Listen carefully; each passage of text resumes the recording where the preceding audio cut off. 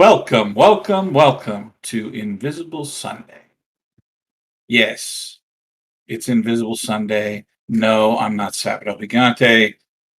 I don't have the voice for it. Welcome back to the actuality, folks. It is Sunday. It's 3 o'clock. This is Angel Citadel, and we are sitting down to play Invisible Sun from Monica Games. I'm Josh Wallace. I'm your GM. And I have 3 out of my 4 cast members here. Kelton is away dealing with some family issues. And we miss him, but we understand because that's the way life goes. So, what we'll do is we'll go ahead and introduce ourselves here and make sure that you remember who we are and what we're about. Chris, why don't you go ahead and get us started? I'm Chris. I'm playing Sterling, a Vance who splinters into fragments. It's good Awesome. to be back. It's been a while. It has been a while. Joanne?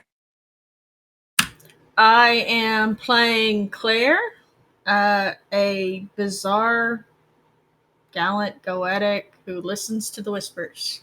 And I'm glad that Chris has returned to our fold. And last but not least, Jeff.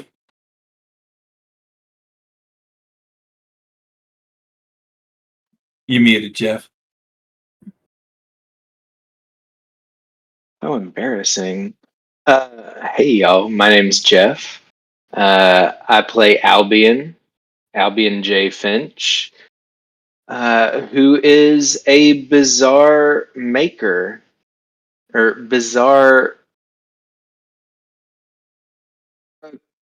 empath maker who is walks with a secret friend. All righty. And our other cast members in the chat. Hey, Kelton, glad you could join us. Hope everything works out okay. And so, yeah. So when we last left off, Billy Burrows and Albion Finch found themselves on the Silver on a pathway leading to the Shining City, and or the city on the hill, I should say. And that was after a somewhat interesting and revealing discussion with the warden of Silver. And Claire found herself in the Pale. We didn't really describe where she was. We'll do that today. But after having a conversation with the Warden of the Pale, the Empress of the Dead. So with Sterling joining us again, I'm going to go ahead and I'm going to let you choose, Chris. Where do you want to end up when you return back from Shadow? I think I probably kind of come back to kind of sitting up in my bed in Phineas's place. Okay. Like, just sat up fully composed as if I was already awake or something. All right. It is midday, and the house is quiet. I kind of blink a few times, look at my hands, kind of check if I have my robes on and everything, instead of, a plain dress shirt. And I'm You guessing it do. looks like I'm back in the real world.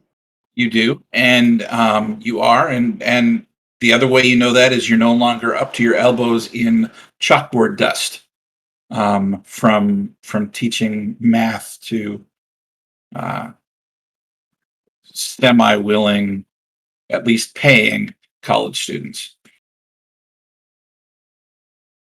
I kind of give like a deep sigh of relief And especially when I kind of walk out, see that there's no TV in the front room, you know, no plain couch, just whatever Phineas has. And the first thing I do, I walk out, and immediately I kind of start thinking about the commercials I was watching when I was in Shadow.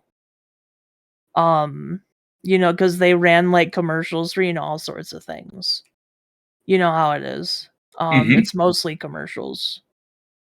And I figure if we want people to listen to our radio station, we should invest into that.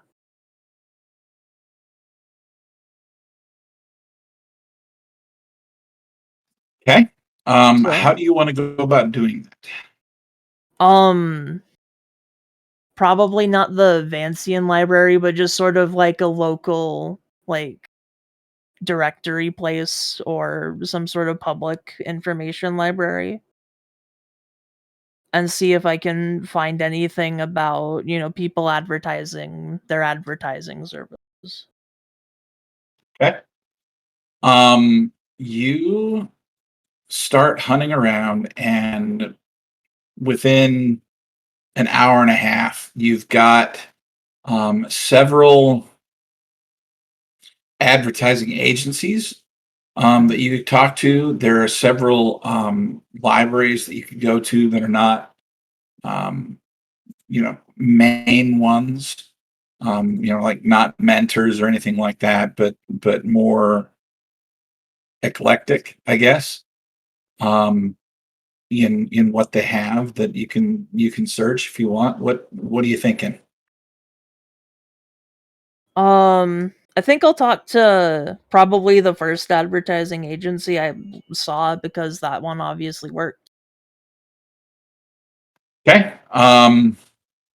You make your way to it's interesting. The the buildings around it, they're all like that row house brick, 2-story, where the houses are right up against each other. But smack dab in the middle of is what looks to be a house in the shape of a mushroom. And it's not like it's not like somebody took wood and built a mushroom. It looks like an actual mushroom. But when you get up to it, it's it's stone. It's like a as hard as the brick would be, right? But it's shaped. It looks like someone took stone and made a mushroom. Hmm. And the plaque on the door says um, Lowell and Kipler Advertising Agency. Lowell and Kipler, okay. I'll walk in. You know, I have my questions, but they're not relevant to what I need. So I probably won't ask.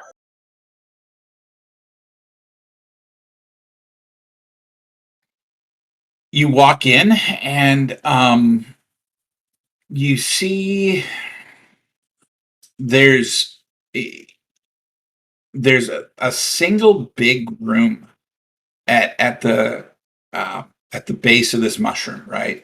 And on either side of the room is an oversized desk. On one side, you see what appears to be a fellow Vancian. He's wearing his Vance's robes, and while his desk is not clear, it looks somewhat organized. I mean, the books, and there's 10, 15 of them, are stacked, and they're stacked neatly. The papers, and there's probably hundreds of papers on the desk, but they're all stacked, and it's in those stacks like you got a bunch of loose leaf pages, and then like a pad of paper, and then some more loose leaf pages, and then a different size pad of paper, or maybe like one pad's white and one pad's yellow, and it doesn't look like it should all go together, but it's all stacked neatly, like it's like that stack is supposed to be together. It's not like he just randomly put stuff in a stack and put it there. It's too neat for that. The other side of the room, the desk looks like a bomb went off. It is absolutely the messiest area you have ever seen in your life, and that includes Phineas's room. There are open books and cups of half-drunken coffee and papers strewn everywhere, and there's actually behind and kind of to the side of one of the desks, there's an easel, or of the desk, there's an easel with what looks like a half-painted logo. Like he was trying to illustrate something, and you see the letters J, U, and S. And the S is only partially filled in, but you can tell it's an S because the outline's finished. Mhm. And then there's this really kind of abstract design. You know how marketing logos get, right? Yeah. And how weird they can get. It's one of those, right? And it's kind of underlaid under the text, like someone was laying this out and then either gave up or hasn't finished, or you're not sure what. But it's just sitting there.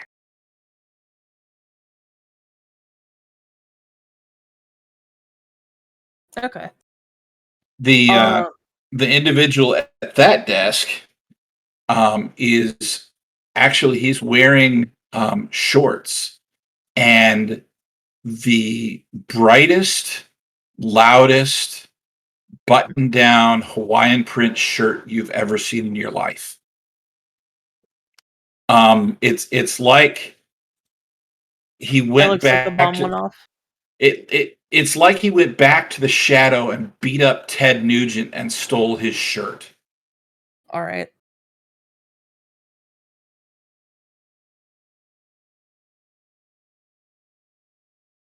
As much as I'd probably have a more productive conversation with the Vance. I identify with this person whose desk just looks like a tornado place. Okay. So I'm gonna kind of knock on the wall and kind of start heading that way to like alert him that I'm on the way. He looks up from what he's doing. He's kind of scribbling on a piece of paper, like he's Mhm. taking really quick notes.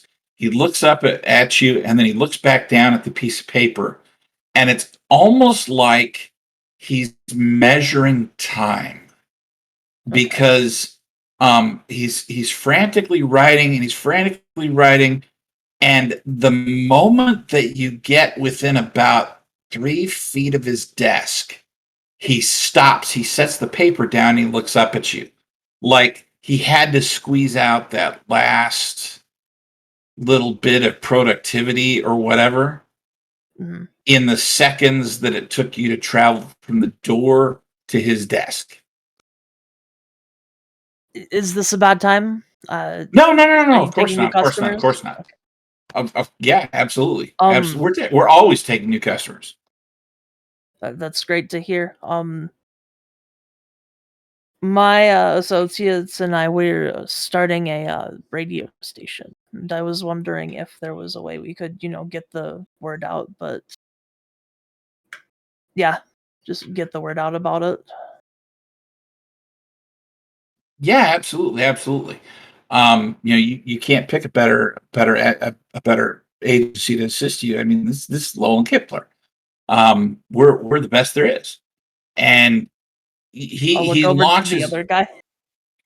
he launches into this really high energy but scattered presentation about what you might be able to do. And as you glance over to the Vance at the other desk, he's sitting there staring at his partner, and then he just rolls his eyes and sinks his head into his hands.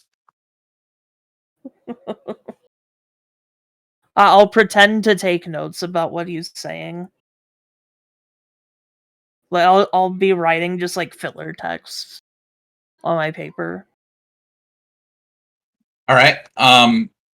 The funny thing is, as you're taking notes, it doesn't seem like it should, but after about 5 minutes of listening to this guy, you actually come away with something of a coherent story about how you could take and combine magical means and printed means and work an advertising campaign across Saturnine, and if you've got the money to back it, even go as far as the red and the pale and the silver, and he wouldn't go to the green. That you don't want anybody that's in they're not important anyway. It's okay.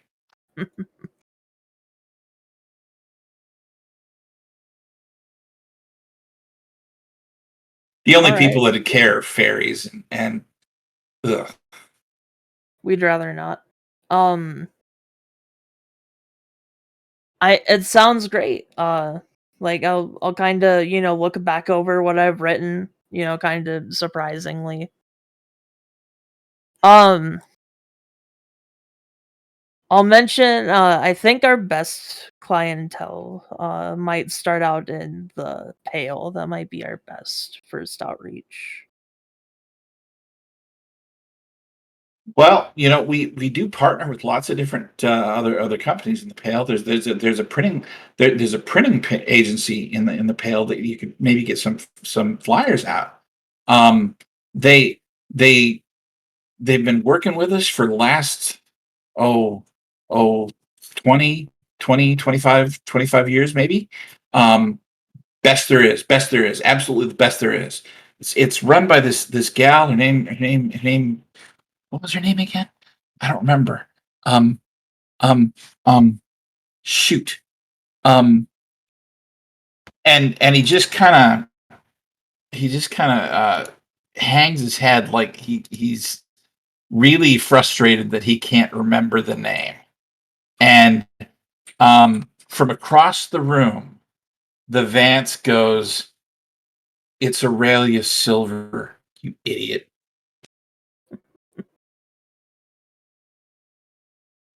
Yes, Aurelia. Yes, Silver Oh, Printing. You okay. should absolutely go check out Silver Printing while you're in the Pale. Okay. Wonderful girl. You don't mind people that are dead, do you? I mean, you're not one of those prejudiced kinds, are you? Because Actually, she's dead. the dead are actually one of our main targets for this radio station. So it's Oh well, perfect, that's fine then. honestly. Great. It is perfect, honestly. Yeah, I will definitely check that out. Also, branding, all that. I can get you in contact with our sponsor, and they can talk about payment while we kind of figure out a brand. We put on plays, musicals, theater, that sort of thing. And we use all dead actors. It's quite a gimmick. Wonderful. There was a theater here once, and they put on plays and musicals, and it was entirely dead people. Yeah, I It was the remember. most unique It's a thing. shame. It's a shame what happened to it. I was looking at like inspiration, taking inspiration from it. Something happened to it. Yeah, I think Word got around the thaw burned it down or something. And you see, so as brightly colored as his shirt is, you see him go pale white. The he said the thaw.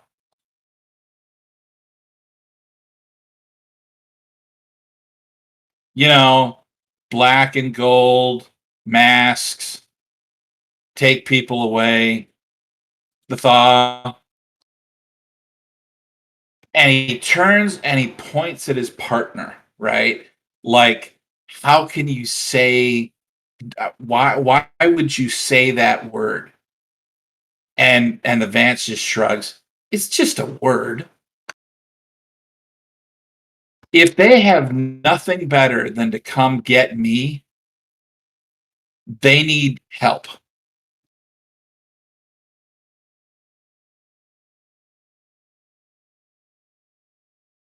But was that a problem? I apologize. I can No, get you it's in touch with. fine. He's just excitable.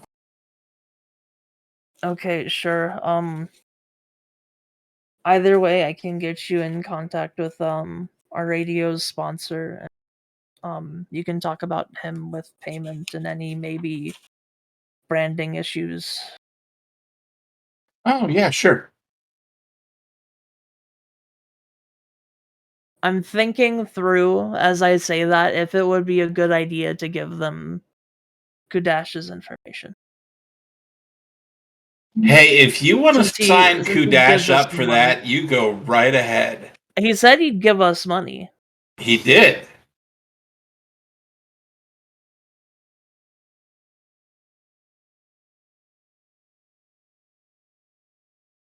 Is it extra for any like secretive privileges or anything? I don't know if our sponsor quite wants his name put on our product. It's just one of those silent things, we do for him, he does for us, we don't talk about it.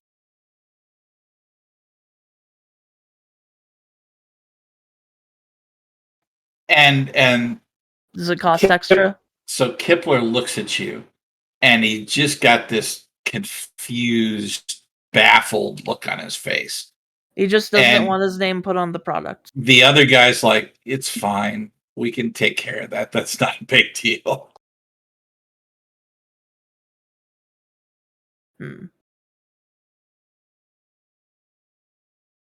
There's no real way to contact Kudash either and tell him, hey, I'm signing up for this in secret with like a fake name for you. Just don't worry about it. The Vance signs or sighs, gets up, and he pours another cup of coffee. And he walks over and he puts it in Kipler's hand and lifts it to his lips. And Kipler drinks. And after he's had a couple of sips, he sets it down and he immediately goes back to, yeah, absolutely, we can totally not have his name anywhere, and he just goes on and on about the measures that they can take to keep it secret, and they can put your file in a locked safe, and That might be a bit much, but that works. That works. he would stand guard over the safe like 24 hours a day, 7 days a week. It cost extra because they'd have to hire someone to make him coffee. But he could do that for you because they go above and beyond for their clients. I'll give them a way to contact Kudash without name dropping him. Though I feel like if I give them the place, they'll probably figure it out, but that's not up to me whether they figure it out or not. Yeah, if you give them Kudash's address, they will absolutely know who he is. Tell them Sterling mentioned this. That's my name. I'm Sterling, by the way, and I'll kind of hold out. I don't know. I won't hold out my hand. It doesn't seem like something that this person would do. Kipler looks at it. Yeah, he looks at it confused, and I'm Kipler, Miles Kipler, and this is Joe Lowell. All right, well met the both of you. There's my sponsor's information. He can give you more information about the product, perhaps. If you need any for branding. But yeah, like dead radio, that kind of thing. It's neat. Um, it'll be fun. All right. We will get in touch with him, and as soon as we verify your finances, we'll be back in touch with you, Sterling. Where can we get in touch with you? I'm on the Vancian campus. I'm pretty much all around it, so I'm out there. Plus, I can meet back here whenever. Just send it to the campus. Attention, Sterling Price. They'll get it to me. All right.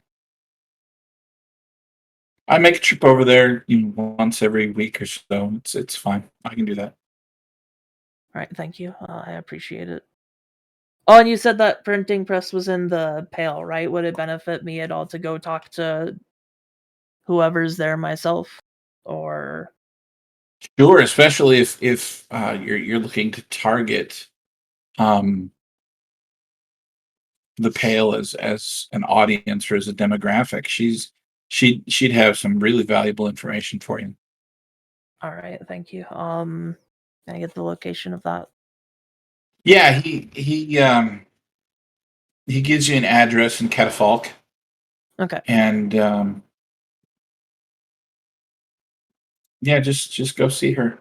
She'll be happy. And mention that Joe Lowell sent you. Thank you. All right, we'll be in touch. Hopefully, this is a great business partnership. Excellent. It's a pleasure to meet you, Sterling. Pleasure to meet the both of you as well, and I'll head out. All right.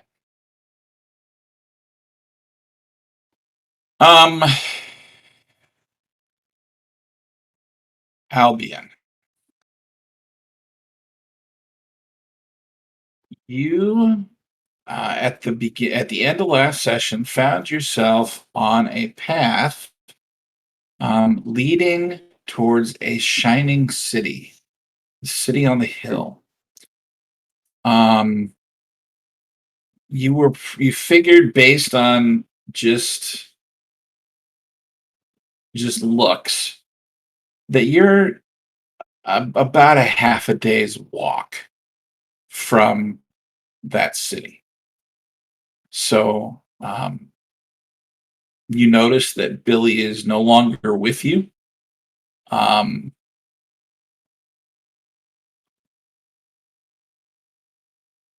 So Well, what do you do? Rainey, I just looked over and noticed Billy wasn't with us. No, I'd say that's a real shame. Good company, that Billy. Uh, I suppose we ought to head up to that city. Seems like a bit of a jaunt, but I can't imagine we came here to stand around. So let's head that way.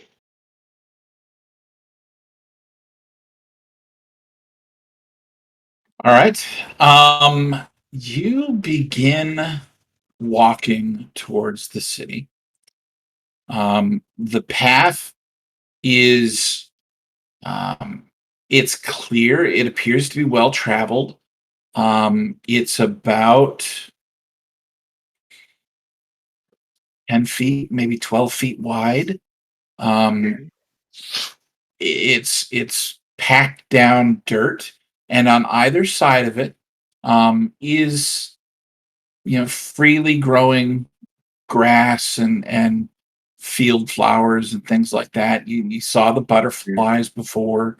There's tons of them, and just all different colors and kinds. You walk for golly a good hour and a half, maybe 2 hours. And as you're walking, you hear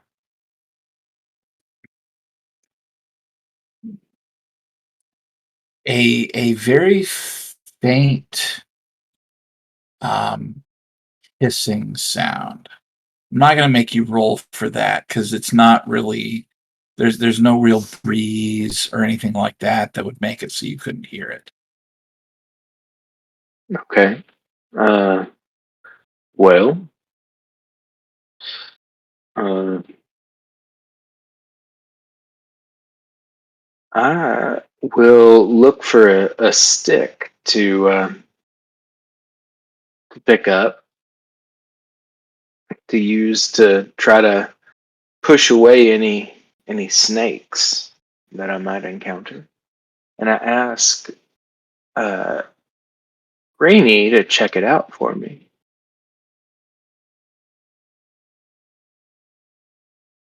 He can, yeah, he can move anywhere within long range as long as he doesn't have to bypass a barrier. Okay. Rainey gets down off his shoulder and he cautiously heads towards the noise. And it's kind of slinking into the grass, right? I mean, he's not a giant fox or anything like that. So when he gets into the thick of the grass, you lose sight of him. And he's about 5 minutes, maybe. And you see him race out of the grass and leap for you. Like just he's maybe 10 feet away before he pops out of the grass. And it's the longest jump you've ever seen him make. I catch him. And he clears it and lands on your shoulder, and he's shivering in fear.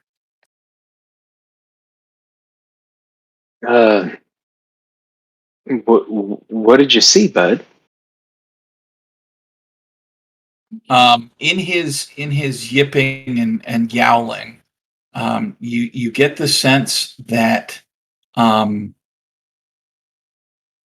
there's really two words: cat and snake. Those are two words that just do not go together at all. So, I think Albion would try to walk on the far side of the path and just hurry along toward the city. Okay. As you are walking on the far side of that path, go ahead and make a perception check. Very well.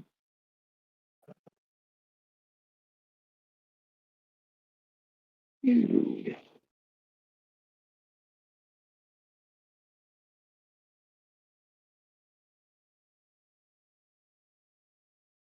Ooh, I rolled a 7 and I have nothing to add to that. All right, 7's plenty.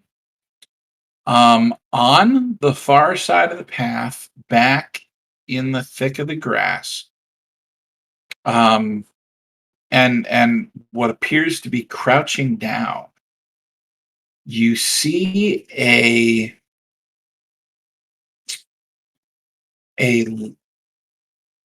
light purplish, um, furred, four-legged creature with spots all over its body. Hmm. Almost like a leopard spots, right? Mhm. But where you'd expect to see a head, it elongates and it actually comes to in the head of a snake.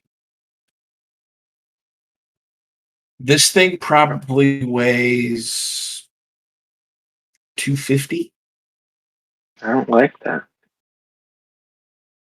And it's looking at you through the grass. I mean, you can it knows you're there.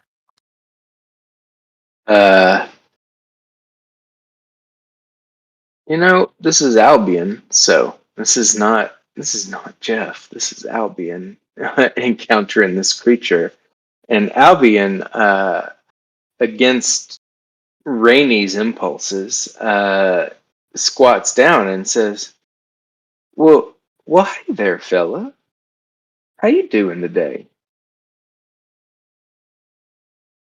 And I think Albion would reach in to his pocket and pull out some rations and like break the rations like in half and just kind of like toss it in the direction of this creature. All right.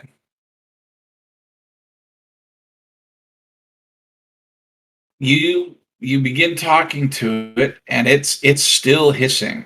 It's still crouched. It's still coiled, like it's ready to leap at you. Hmm. And you toss some rations at it. Um, and it looks at them. It doesn't stop hissing, but it looks at them. Hmm. And very, very slowly, it kind of stretches its neck out, and its forked tongue sticks out and kind of flaps at the rations. And it takes a second, and then it picks it up with its teeth and swallows it whole. Okay. Did you like that, bud? Well, I take the other half of the rations and I toss it to it.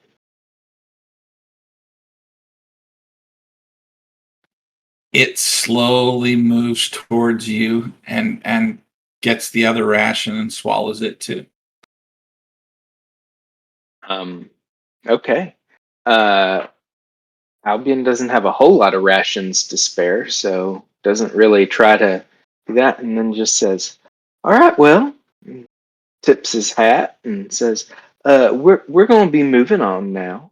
I sure do hope you have the best day that you can, and if you need anything, well," and pulls out a card and just kind of like whips the card through the air to this serpent cat thing and says, "My name's Albion J. Finch. Now, if you need to call me, use the second number, not the first one. The first one's the old number. The second one will still work though.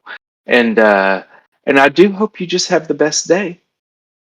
So And it kind of hisses at the card that bounces off its nose, mhm. and it's coming towards you. It's not coming real fast, but it's coming towards you.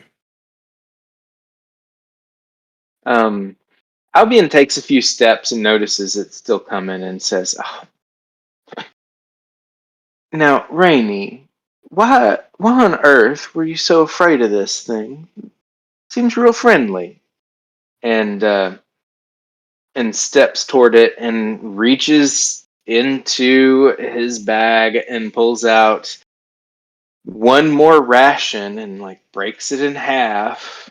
I'm imagining they're just kind of like protein bars or whatever, but breaks it in half, sticks the one half and back into the bag, and then like takes off a piece and like and sets a small little piece down in front of him and squats down and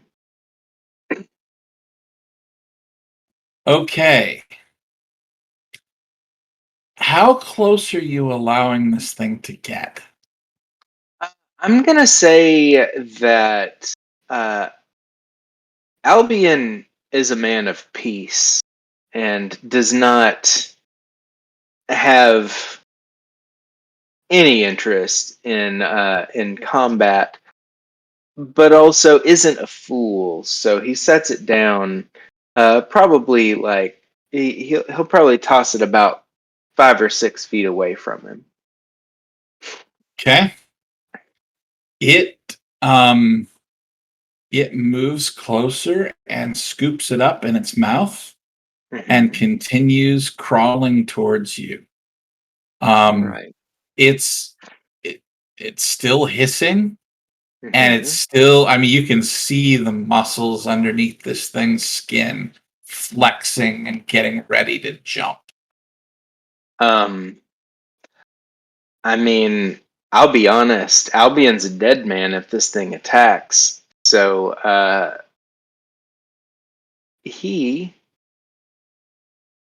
will attempt to I don't know, like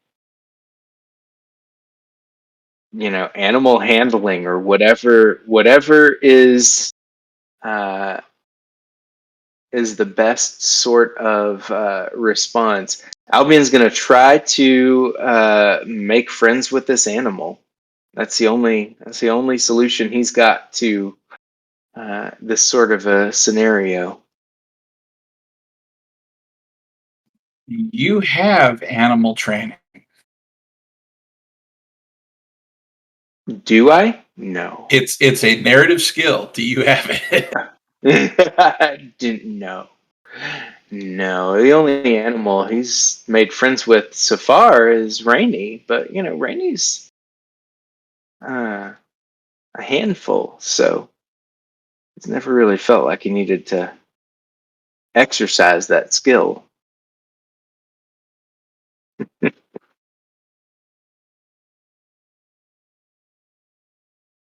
Uh, All right, go ahead and make a roll. You're going to make an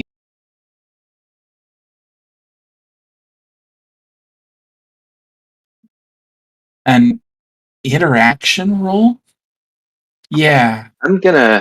let's I do an am going interaction. to spend my singular interaction benet on this, as That's well as a probably a hidden really smart idea. as well as a hidden knowledge. I All think right. I've read about a creature like this before, and have and so I'm making sounds that I'm pretty sure are soothing and comforting to this thing, and Okay. I rolled a 4 on the die. So That would be a that's going to 6. be a 6. So you have read about this particular animal. It's called a serpopard. Yes, that's right out of the book, hon. It's called a serpopard. Oh, the Um, Serpapard. and one of the things that you've read about this particular animal was that if you can deal with the claws and the snake aggression and things like that, its venom is actually a fairly valuable paralyzing agent that you can Hmm. use to coat weapons, or um, uh, doctors have even used it as an anesthetic um, in modified form, obviously. But Hmm. so that's as a maker, or as someone that's well read regarding materials and things like that. That's where you would have probably ran across this. Yeah. So you make a 6, and I'm going to suggest that while you probably don't tame it per se, Hmm. you do confuse it. and it stops Great. and looks at you like it doesn't quite know what to make of you now. Okay. It's gone from, ooh, food, to, huh? Yeah. I take the remaining probably like third of a ration I've got in my hand and just kind of like toss it to the other side of the serpapard and say, "All right now, friend, you go on and have some have a tasty treat, and I am gonna walk up this hill toward that city up there. But I Okay. really do hope you have the best day and you know, happy hunting." It looks at you again for, a long second and then slowly turns around and heads towards where you threw the protein bar. All right. I continue walking toward the city on the hill. You continue walking toward the city on the hill. Claire, you walk through the mirror that had Empress Shalad had caused to glow, and you end up outside in, wouldn't call it a grassland, but it's kind of a plain, right? Um, and off in the distance, and this is, I don't know, probably easily a half day's walk. You see a massive city, like huge, and dominating the side of this city that's facing you are two. I mean, you can already tell from here, two gigantic statues. They look to be warriors. They have to be at least 300 feet tall. I mean, they're just freaking huge. Um, they're armored, and they've got these giant spears. That they're upright and they're at attention. But between you and there, you see what looks like a forest off the one side. Um, you're, like I said, in not really a grassland, but a plain. So it's fairly flat. There's hills every so often, but it's not. It's almost all flat. Um, and to one side of you, you see, and you see and you hear something.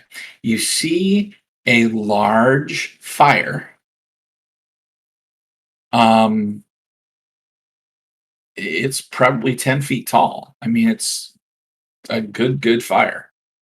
And you see dozens of people, and almost all of them are dancing.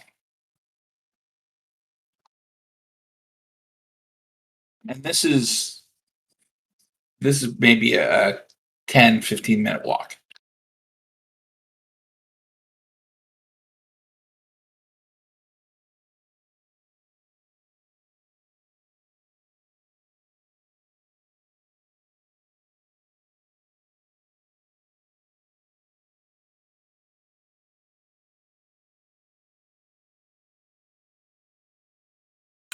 I'm walking Where are you walking? in circles so I can see everything. I want to take in and make sure and see if I know any of the ghosts, if I've summoned them previously, and then I'll start walking towards the city. Okay. So are you heading towards the fire then? Yes. Okay. As you do, you notice a couple of things. Of the dozens of people that are actually there, there's maybe a quarter of them that are ghosts, and the rest of them are just people. You see a bunch of vislaes and some elderbryn and a couple of what look to be demons and an angel, and the dead that are there, and just all kinds of different people, and they're dancing. They're just dancing, and the closer you get, and the more you can take in. If you look at the living, they look, or at least some of them do, look absolutely exhausted. Do I hear the music that they're dancing to? Yes, Do I feel the urge to dance? not at the moment.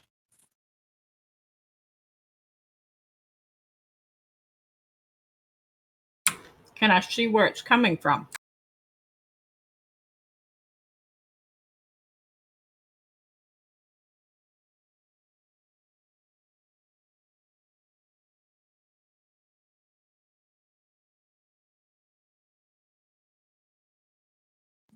You um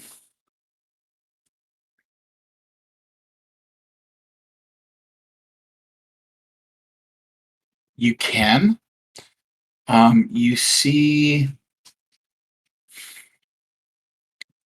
it's a mixed bag. All right, so there's no real stage or anything, but off to one side, you see what looks like a band playing.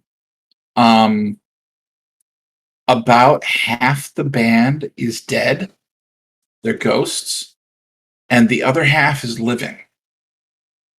um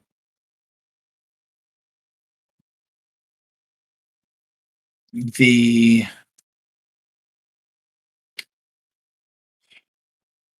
the ghosts are playing not ghostly instruments, if that makes sense.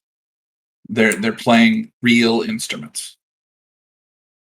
Okay. Is the group thicker by the band or thinner?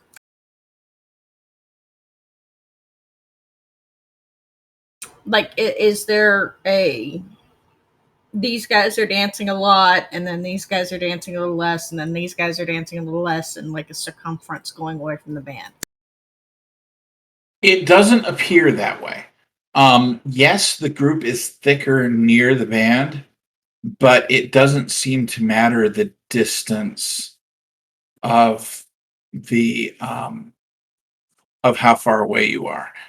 There's even people that aren't dancing, and those are just simply off to the side. They're talking. A lot of them are laughing. They appear to be drinking. They, I mean, it's like a party. It's a giant party, and you figure all told, there's maybe 150 people here. That's a lot of people.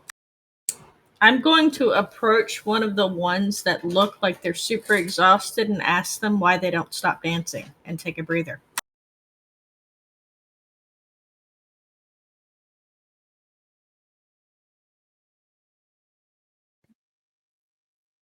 Because I gotta dance. This is the party. But you could see, these guys are over here just kind of talking and resting, so you could just rest and talk. And not having any fun. Okay. You're weird, but okay, have fun. And she's gonna walk away because, yeah, no. And he goes back to dancing and doesn't seem bothered by that fact either.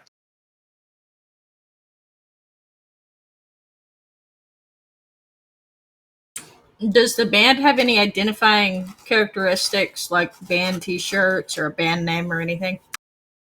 No, they don't.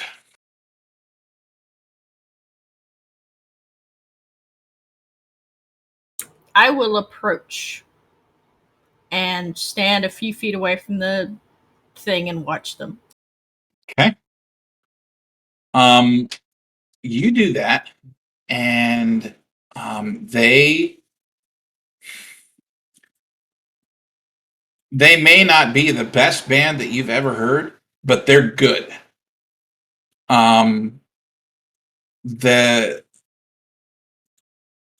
The familiarity that you have with musical production and watching this band, I'm going to have you actually make a. We're going to call this one a intellect check.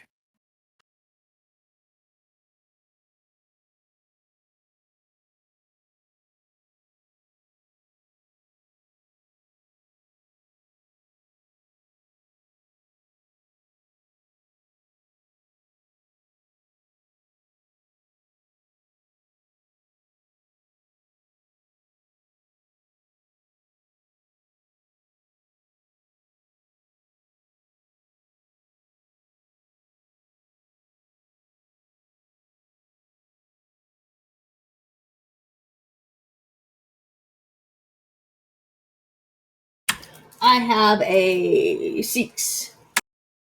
Okay. From your time working with musicians and bands and things like that in your artistic pursuits, in watching these guys, you notice something rather peculiar. Both the ghosts that are in the band and the not ghosts, you're guessing they're vislaes, but they could be zealots or something else, right? You're guessing that this group of individuals has not played together until just now. And the reason that you'd notice that is because you can watch and you hear a lag in key changes. And so whenever one of the ghosts that's taking lead in the melody shifts keys, it takes everybody else a second to catch up. They do it really quickly, but not in a way that suggests that they know the piece beforehand. It's almost like all of the music is improv and everybody else is following a given individual. If you remember the movie Back to the Future, when he does Johnny Be Good up on stage and he's talking to the band beforehand, he goes, we're in the key of B, watch me for changes and try to keep up, right? That's the feel that you get from this band. And it's not one person by themselves taking the lead. It's almost like they rotate. So, one portion of time, it's one of the ghosts that's leading out with this melody. And then it's one of the living people. And then it's another one of the living people. And then it's a different ghost. And then, it just sort of free flows. But yeah, you get the sense that none of them have played together before. They just sort of started. Interesting.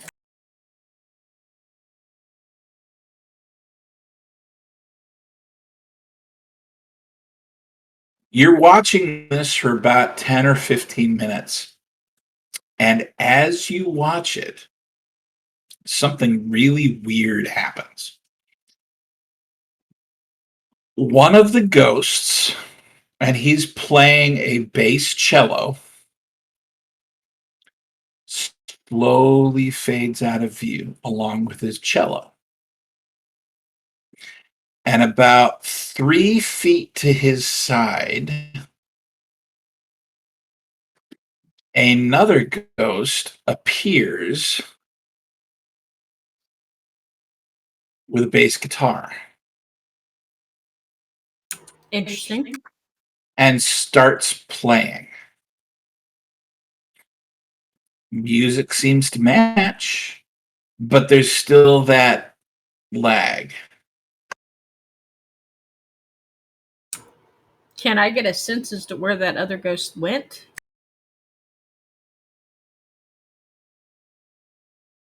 I mean, are you going to try and cast something to locate him, or how are you going to try and do that? It's not immediately apparent. How about that? So if you want to try, tell me how you're going to try. Otherwise, no, you don't. But it also doesn't. You also don't get the sense that like he died like permadeath. You know what I mean? Yeah. It's just like he went somewhere else.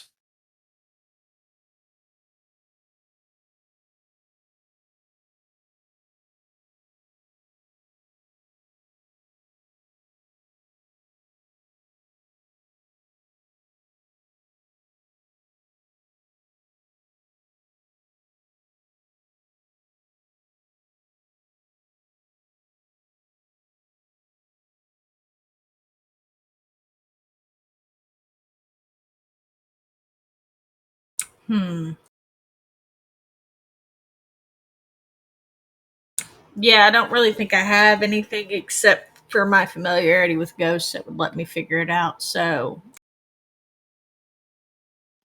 Okay. do any of the humans like get off the stage and a different human takes their place? Not at the moment, no. Okay. Well, I will get out one of Albion's cards because I have a set because he gave them to me, Okay. and I will put a line through the first number, and then I'll place the card on the stage, blow the ghosts a kiss, and then I'll walk around the stage to continue traveling because I'm not going to try and interrupt their music in the party.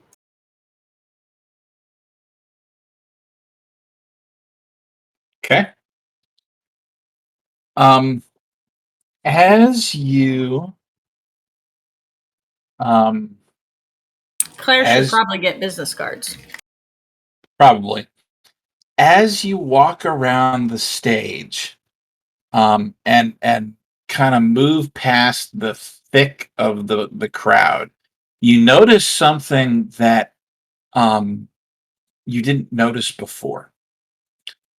Um, you see there's a smaller crowd surrounding a woman, and she is dancing, but she's not.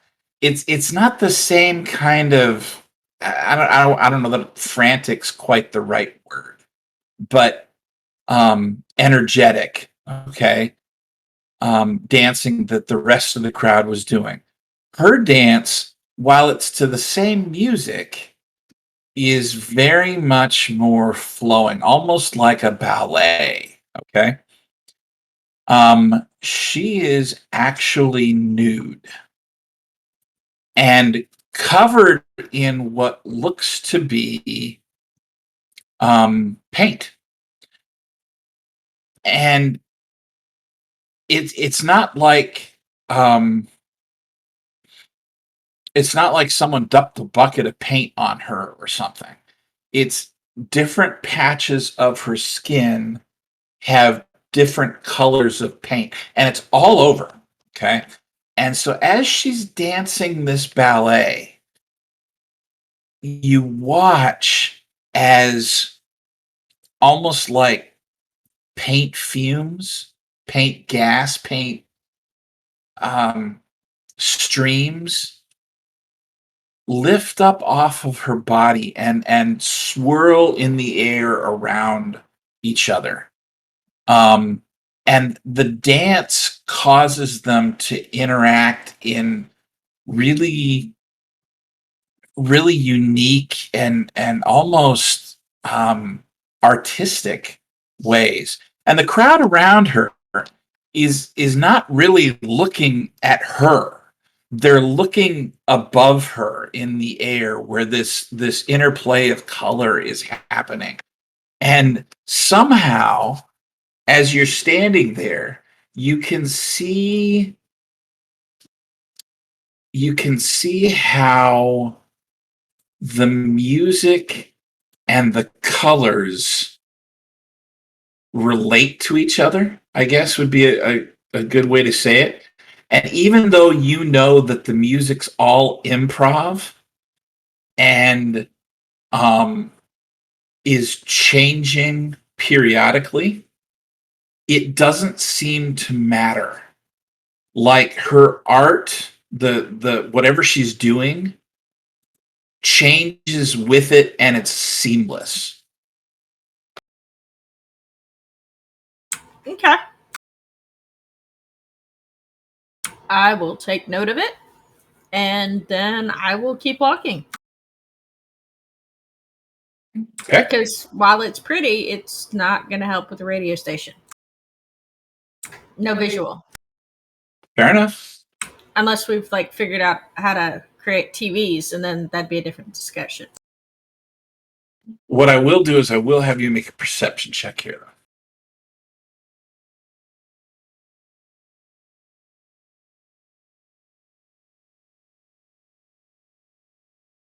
Seven. Okay. As you're walking away, you hear from among that group, the group surrounding her, you hear a voice almost sad say, I wish I could write a play about this, but nobody would ever understand. It's so beautiful.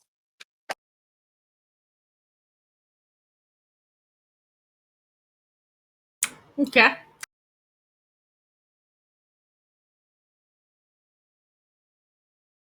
I will make a mental note of that.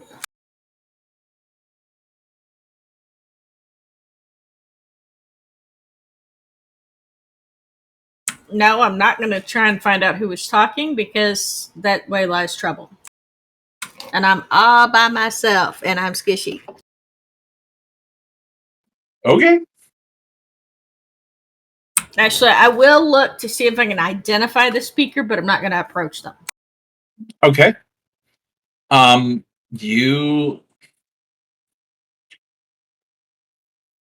You turn, you look, and as you scan the crowd, there is a man sitting on the ground, and he looks like he just woke up. He's got that bed head, right? And his hair is just going everywhere. And he's sitting on the ground with what looks to be like a leather bound journal almost.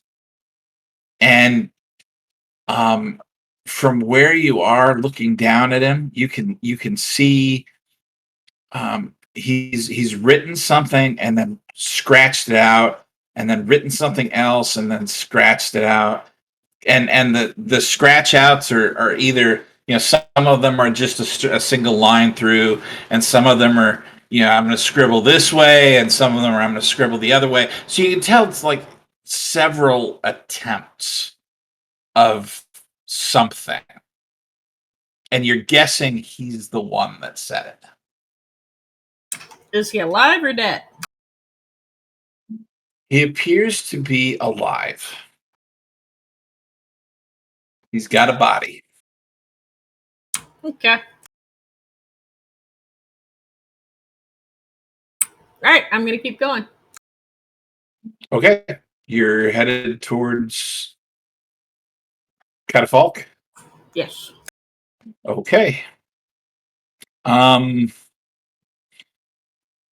So I think what we'll do is, since we've gone around the room once, we're going to go ahead and take our break here, and we will be back at 4:25 or so, and see what everybody's doing after that. So for those of you that have joined us, thank you, and we'll see you after a short break here.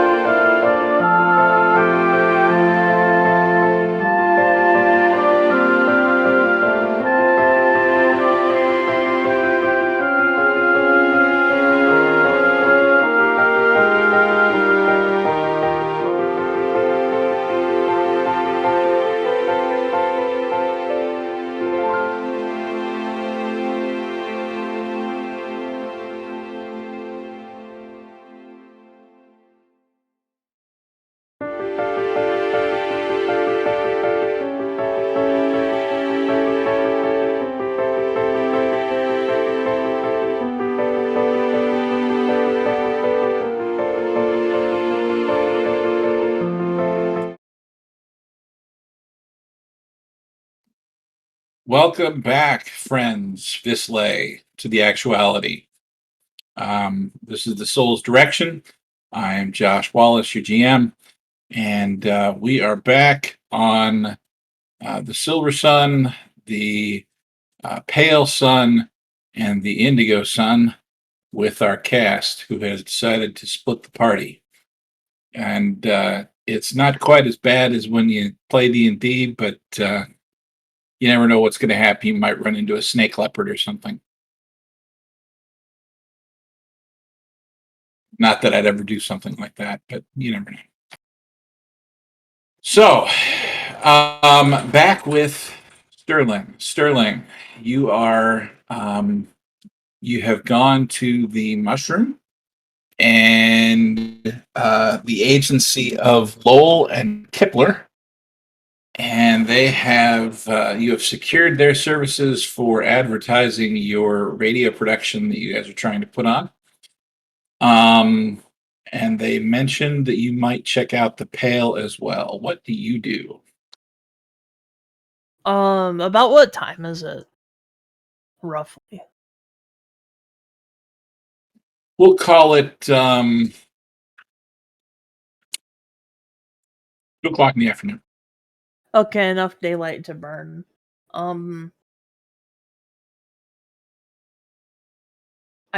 I probably don't have anything to do at the college, so I'm gonna go ahead and just, head to the Pale, kind of unannounced, to just, decide might as well. Okay. Take a little trip. So you purchase a Sunship ticket, and that's going to be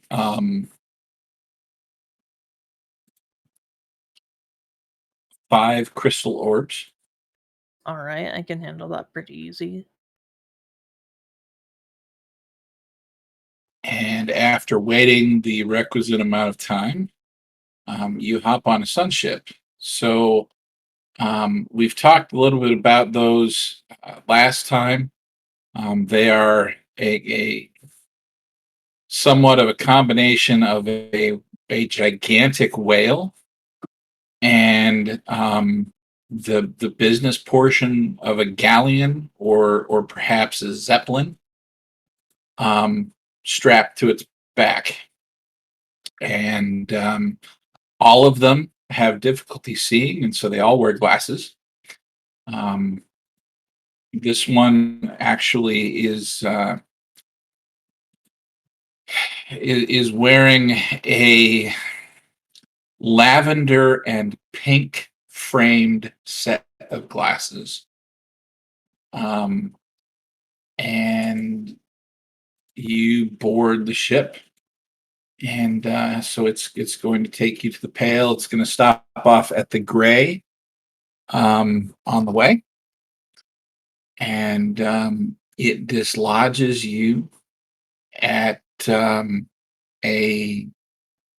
outcropping, a rock outcropping, with a massive archway that looks very much like the one that connects to Fartown in Saturnine.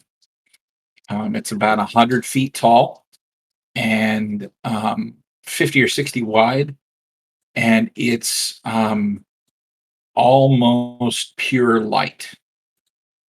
And several other people are stopping off with you, and they walk towards the archway and they step through.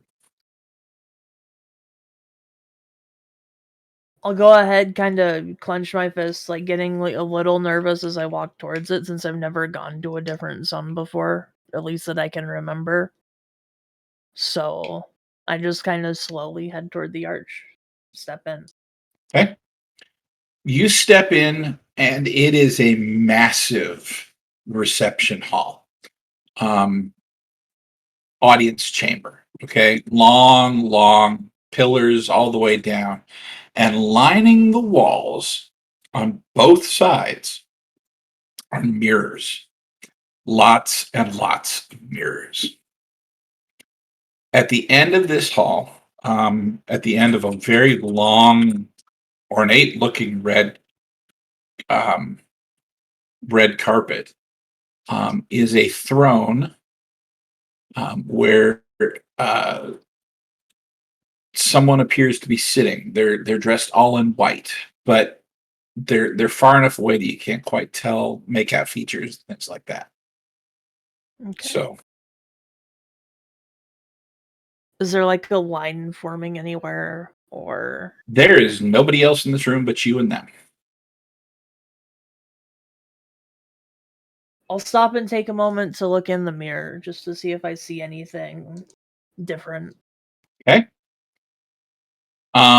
You stop and you look in the mirror and you see yourself, but not your reflection. You in this particular mirror, you see yourself as a child. Okay. And your mother is there. Your father is not, and you are running around the yard. Um, she is sitting in a chair under a tree with a stack of books next to her, and is reading another one that's, I mean, it's got to have 1,500 pages, maybe something like that. Mhm. She doesn't appear to be paying any attention to you. You're just running around the yard playing.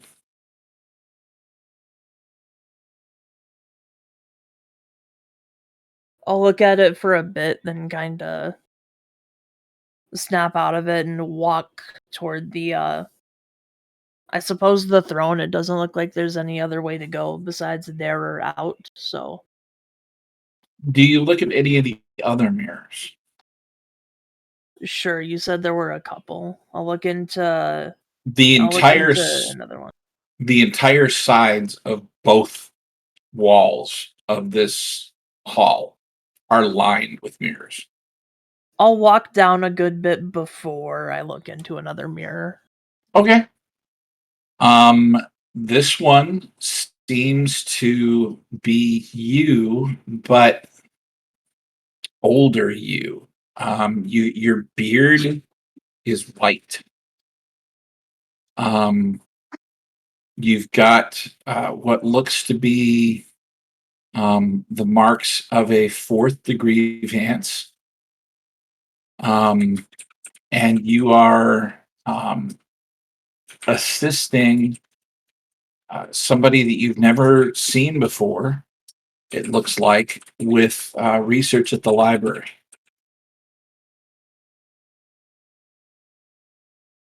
I kind of look at it a little disappointed, like I'm only fourth degree. Um,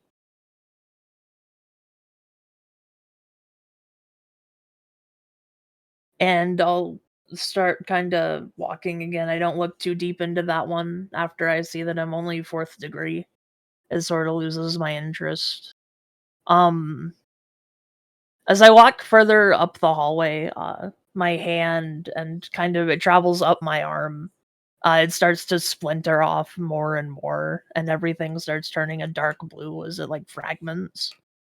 And my entire right arm just is like fragmented by the time I'm maybe 30 steps more down.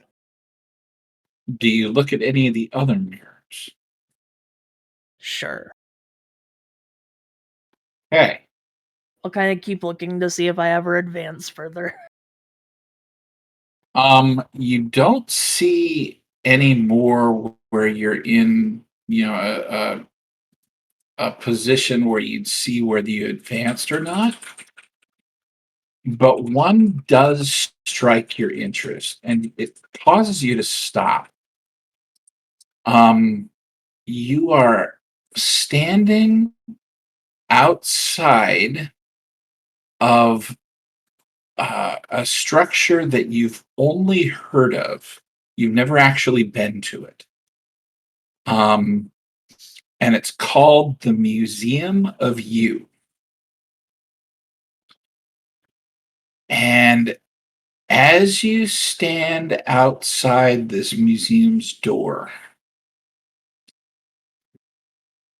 it slowly opens. And on your belt, you've got a pouch. And whatever is in that pouch starts to glow. And then you start to glow. And it's a very pale red, almost like a rose, but you both glow the same color. And you walk through the door, and the door closes behind you. And as the door closes, you see 6 figures materialize outside the door before the image vanishes. And as you see those figures materialize, you realize that you've seen them before. They each have gold masks. Huh.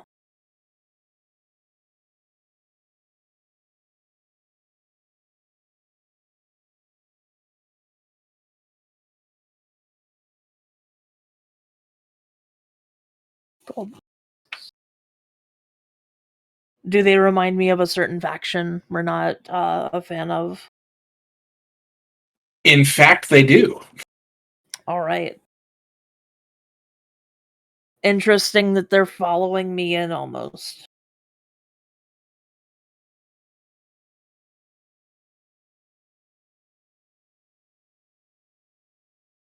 And the image fades at that point, right? I kind of look Yes. behind me and make sure that there aren't any behind me. Nope, there are none behind you. Okay. Perhaps that's how I'll meet my end. How close am I to the person on the throne by this point?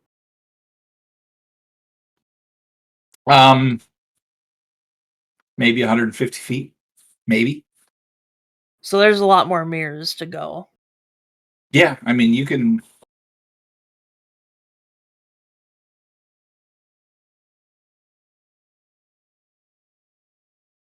I think I'll elect to not look at any more mirrors except for like the second to last one before I get up to there. Okay. The second to last one Yeah. is an image of the day that you arrived at the Vancian College to begin your studies. Interesting.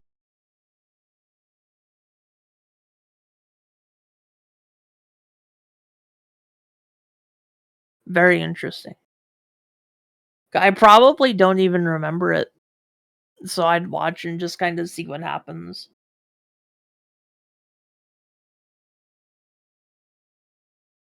That day was a tour.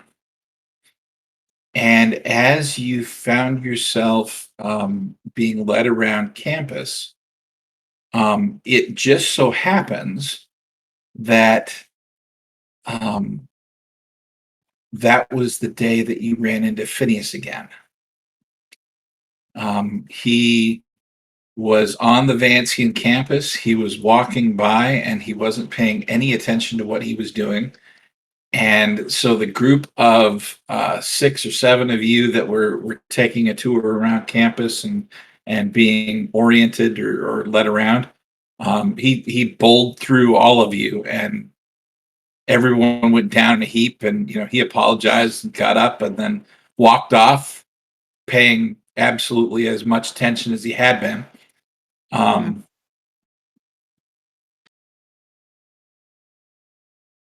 And then you called after him, and he stopped. He turned around, and um, everybody in the group, including the guy that was leading the orientation, was glaring at you because you apparently knew this guy. Mm.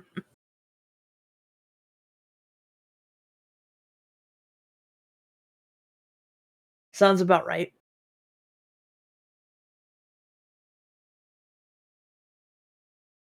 At this point, I'll sort of look at the person on the throne or the being on the throne. Have they reacted in any way? No, they are patiently. They appear to be patiently waiting for you. The being on the throne is about 9 feet tall. Hmm. They are wearing what looks almost to be like a chef's hat, except at the top where it's normally poofy, it is a flat top on which is hung and is hanging down in front of their face a veil. The outfit is entirely in white, and the only thing showing that is not cloth are hands. And the hands, if you've ever seen, a very old person's hands, the way the deterioration has gotten to where there's the joints are much more prominent than the rest of the hands, and the skin kind of hangs between them. Um, they look very much like that. The nails are long. They're probably 3 or 4 inches long, and they come to a very gradual point.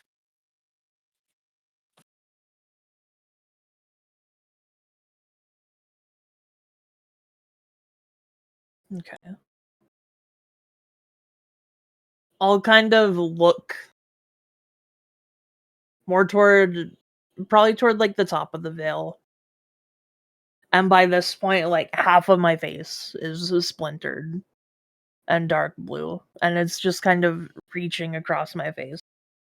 And I kind of shake and give some type of bow, like probably a bit too subtle, but something.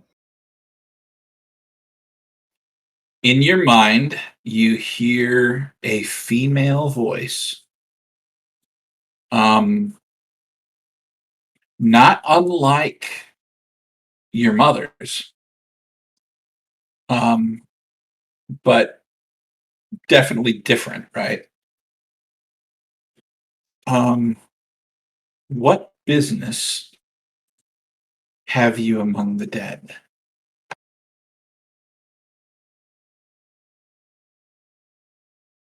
I'd like to speak with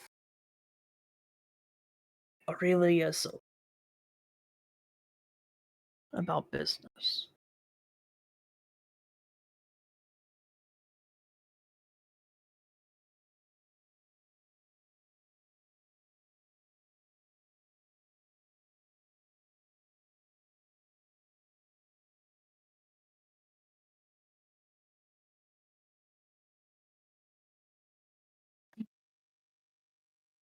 She starts drumming her fingernails on this throne as it looks like they're pondering.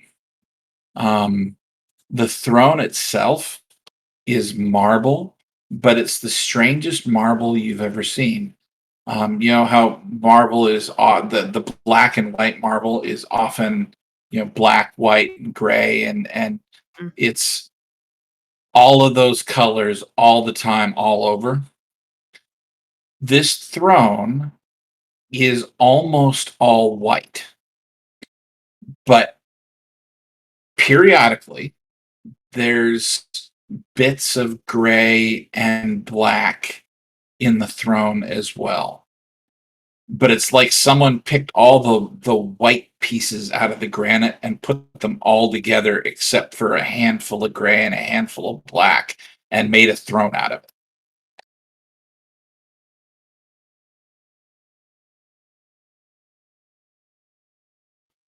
Finally, the voice is back in your head. And why should I let you into my kingdom?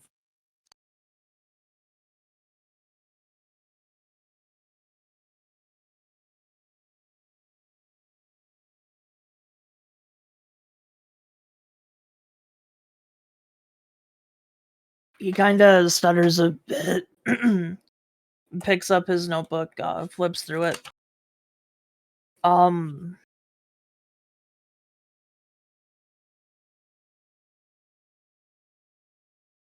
like to speak with her about business relating to entertainment for people, solving them.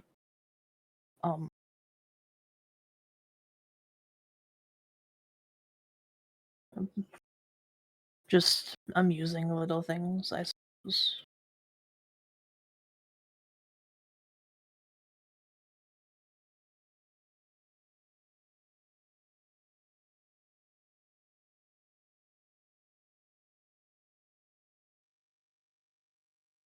You actually make me a perception check. Sure.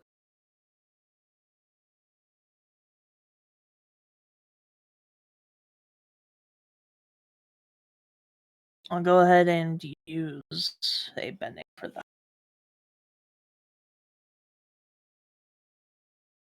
Going in with 1. And I rolled a You roll a 3? Yep. Okay. With a 4, what I'll say is you, in looking at this individual, you've got this veil that's hanging down over their face, and this isn't like a gossamer veil or anything. This is thick linen. Mm-hmm. There are no eye holes. It's not like a mask. It's just like a piece of linen cloth. But somehow you are 100% certain that whoever is behind that veil is not only looking at you, but they are looking into your soul. Oh, really?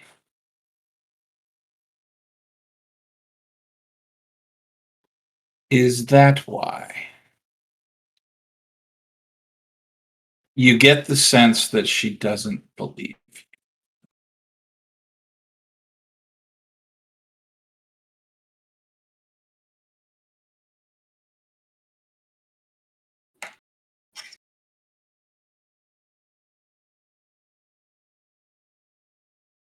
Well, the part about the entertainment is true. We would like to get advertised for a radio station. An associate had the idea to have the dead perform, but of course, you can also listen.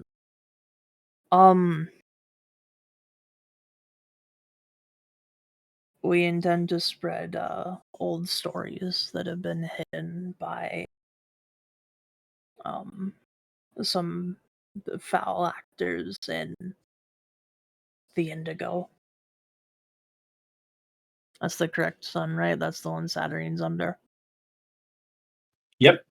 Okay.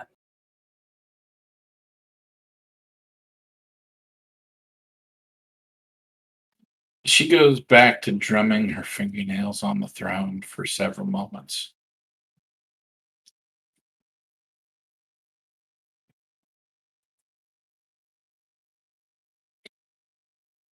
At least your friend was honest and forthright.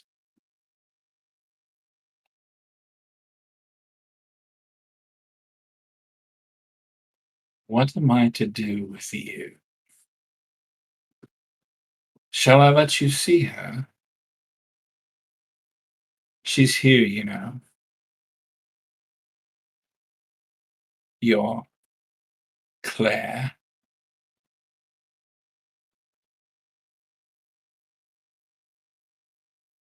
Or shall I send you back to Indigo?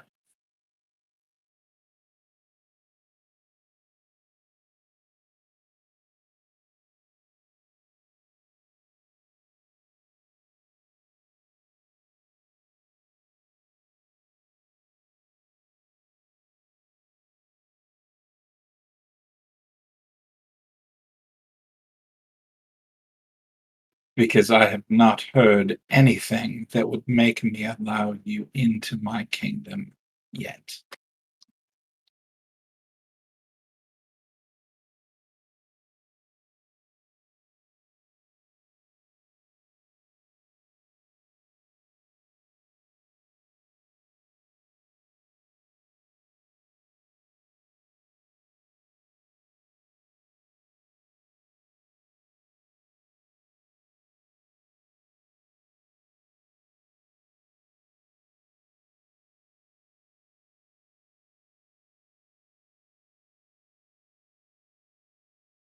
I'll sit there for a minute, just kind of looking back at wherever I feel like the eye coming from.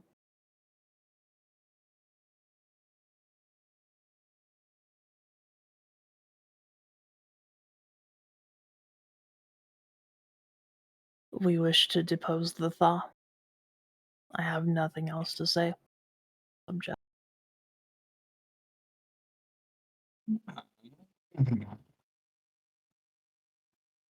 You seek to depose the Thaw. Now we're getting some. And you would bring down their wrath upon my kingdom?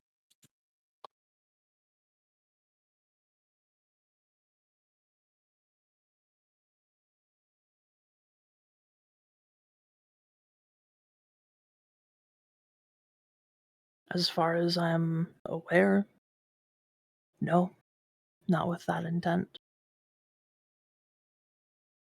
Merely to gain some listeners, ideally under every sun, perhaps.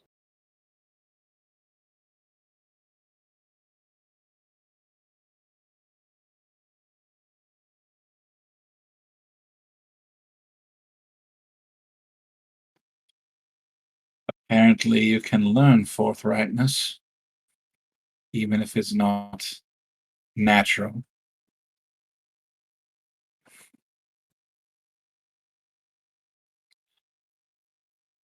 Very well, child. But know this. Someday, you too shall find your way here. When you return, I expect a secret. Something no one else knows. That is the payment that I demand for my aid. Very well.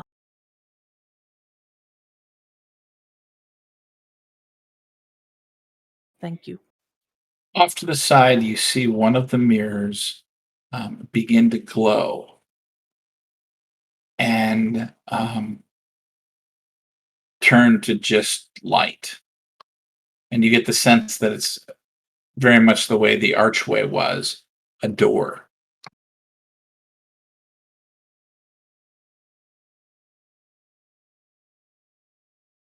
I'll nod and step through the light.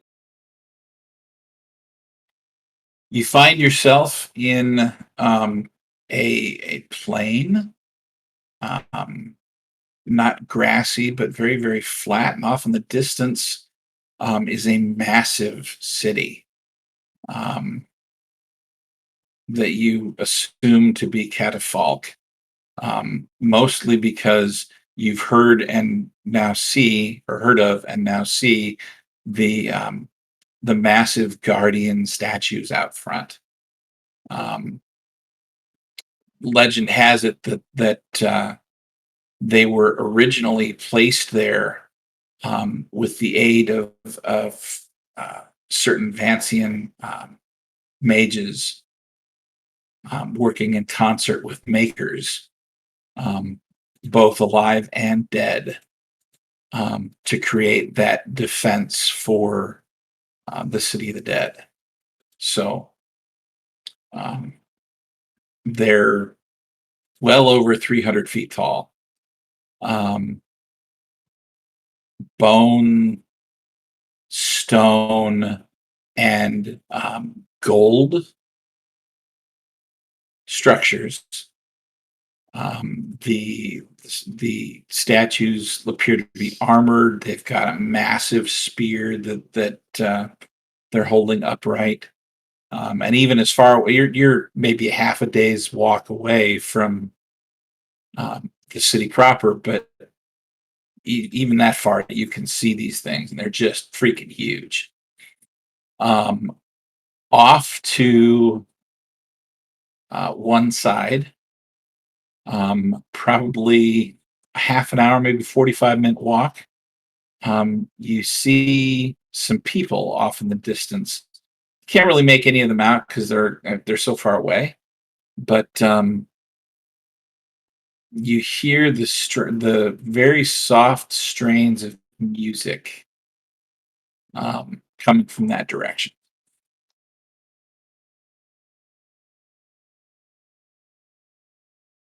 The same direction as the city, or off another way? Off another way, towards where the crowd is. I suppose it would do to head toward the crowd. Okay. See what's going on. You head toward the crowd, and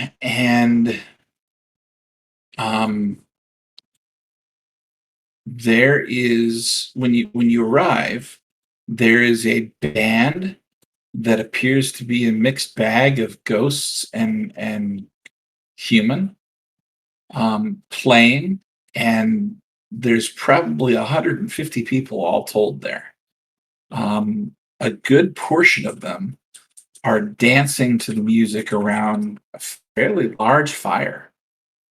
Off to the side, you see some smaller groups. You see people talking. There's some laughing. Most of the people dancing look happy, although some of them look extremely tired. Mhm.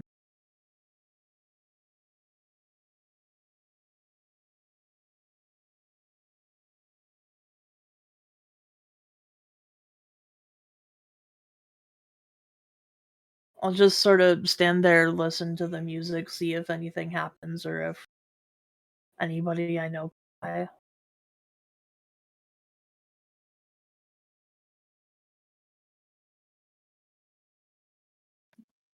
Um, as you sit and listen, nothing really happens per se. But about 10 minutes after you get there, there's an older gentleman, and I don't mean old or anything like that, but older than you, um, that walks by, and he's got a platter with what appears to be fairly common alcoholic drinks, and he offers you one. Welcome to the party.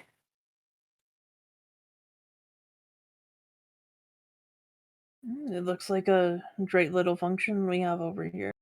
Um, a pleasure to meet you. I'm Newton. What's your name? Sterling. Sterling, it's a pleasure to make your acquaintance. Welcome to the everlasting party, the eternal party. The eternal party. The eternal party. This is where it's at. This is the place to be. Everyone everywhere eventually finds their way here, especially if they're anybody worth knowing. Mm. This is where it's happening.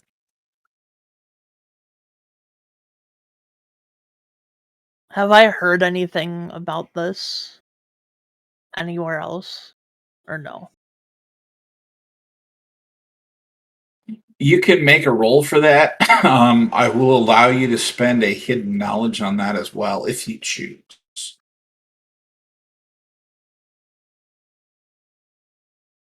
I'll go ahead and give it a roll. Will this be intellect or something else?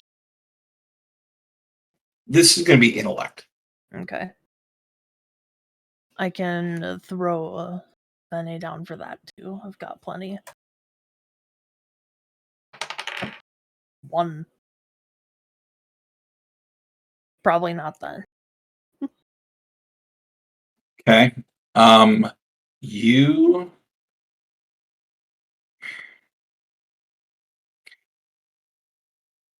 You are not familiar with the Eternal Party.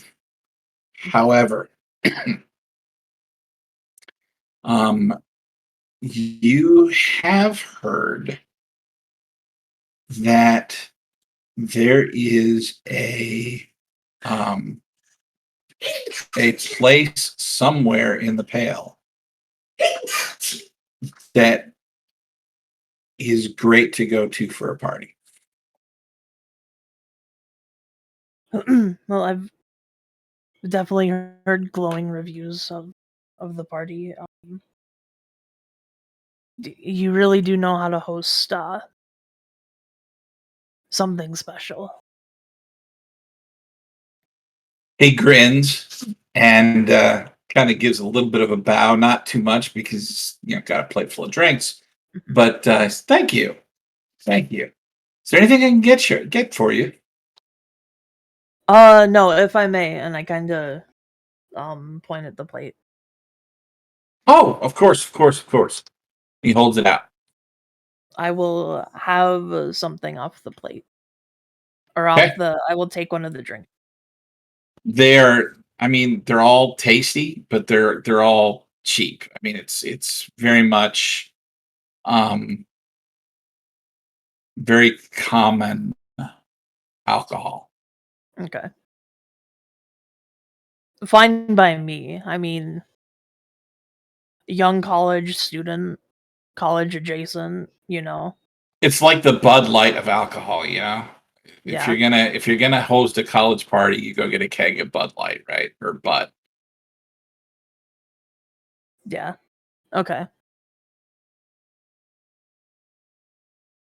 With this particular party, he has absolutely no idea how many they're going to be at any given time, and has sort of taken on hosting duties of his own volition, finding appropriate amounts of alcohol necessitates cheap. Yeah. It entirely makes sense. Yeah, I'll just thank him and then continue just mingling with the guests probably. Okay. You watch him go off and as he does, make a perception check. All right. Another one. Right. You see him bend over and pick something up. You have no idea what it is. It's blocked entirely by his body. And he turns and he tosses it into this bonfire. And the bonfire flares up. And then it stops and goes back to normal.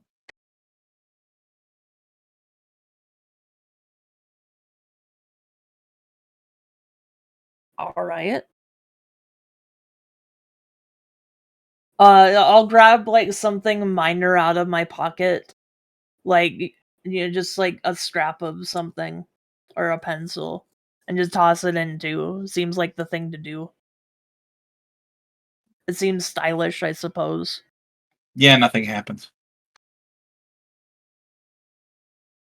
It crackles and burns away at least. Yes. Okay. Or rather, what you would expect fire to do to something combustible, it does. Okay. Nothing strange. No sign of people I recognize here though, because I know the queen mentioned that Claire was in the Pale. You do not see Claire.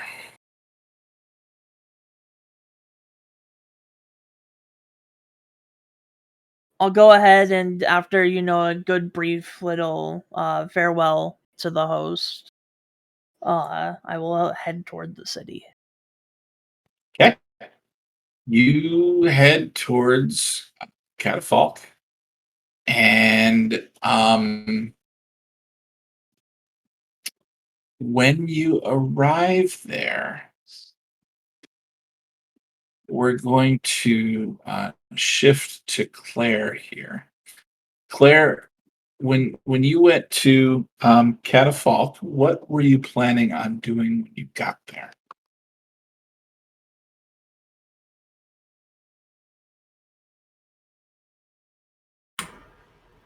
I was mostly planning on just looking around, looking at what buildings I could find, and investigating.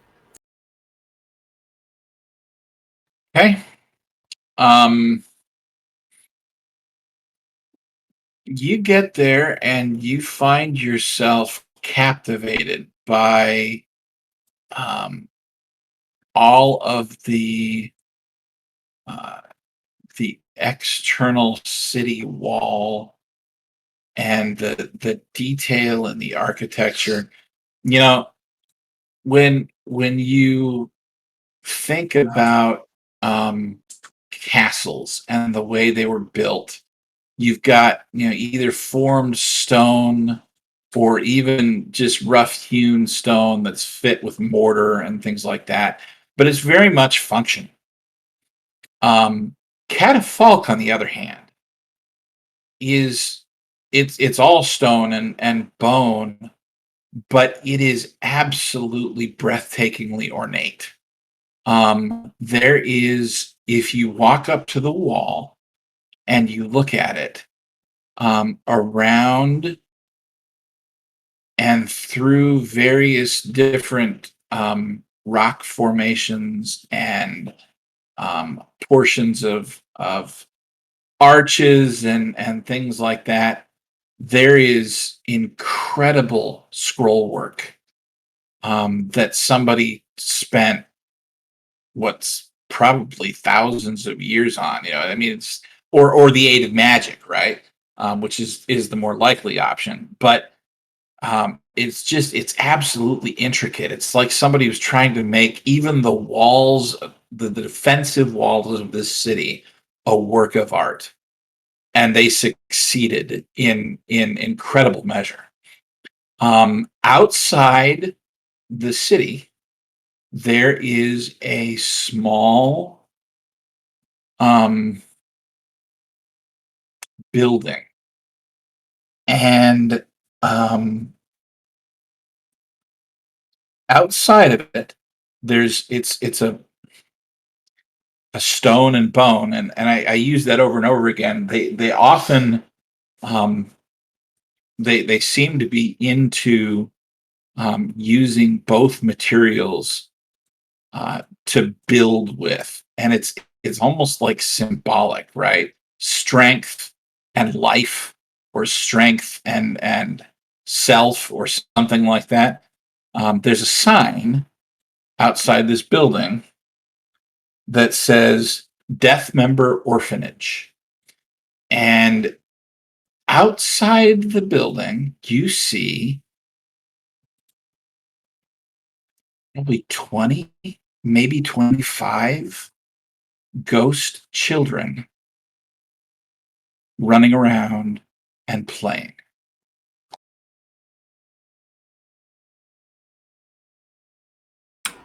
Aww. She's gonna watch them for a few minutes and then approach cautiously.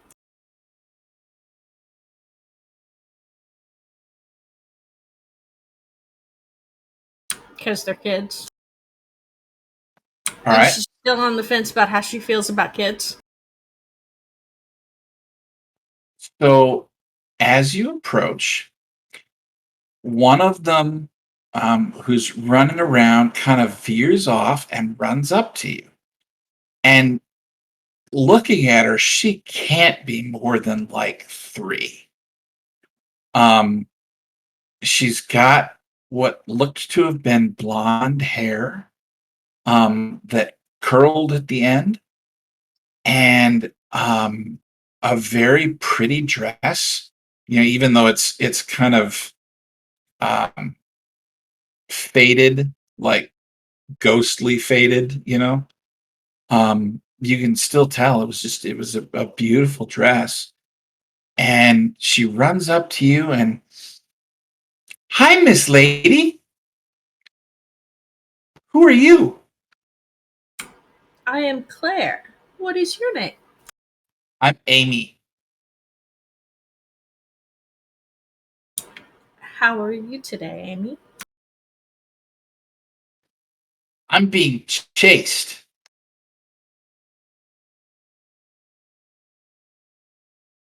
That is not always a bad thing. Are you having fun? She nods rapidly. "Billy's chasing me. It's his turn to chase, and I'm supposed to run, but you're really pretty, lady." Thank you. My boyfriend thinks so too. And she looks kind of over her shoulder, and there's another boy. He's 4, maybe 5. Looks like he noticed her, and he veered off and is racing towards her. And she kind of squeaks and turns. "I gotta go. Bye." And she runs off. And the boy kind of swings by. And as he swings by, he looks up at you and he waves his hand and then goes off after her. Alrighty then. Not the strangest interaction I've ever had, but that will make her think fondly of the little boy that she had in her theater, and she'll feel sad for a few minutes because she misses him.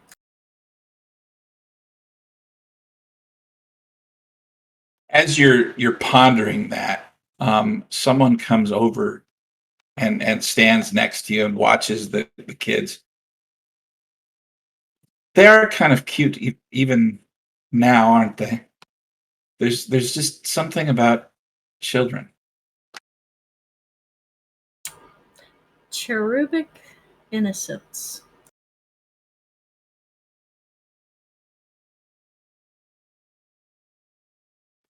I haven't seen you in the pale before. Welcome to the Death Member Orphanage. I'm the matron here. My name is Noyalia.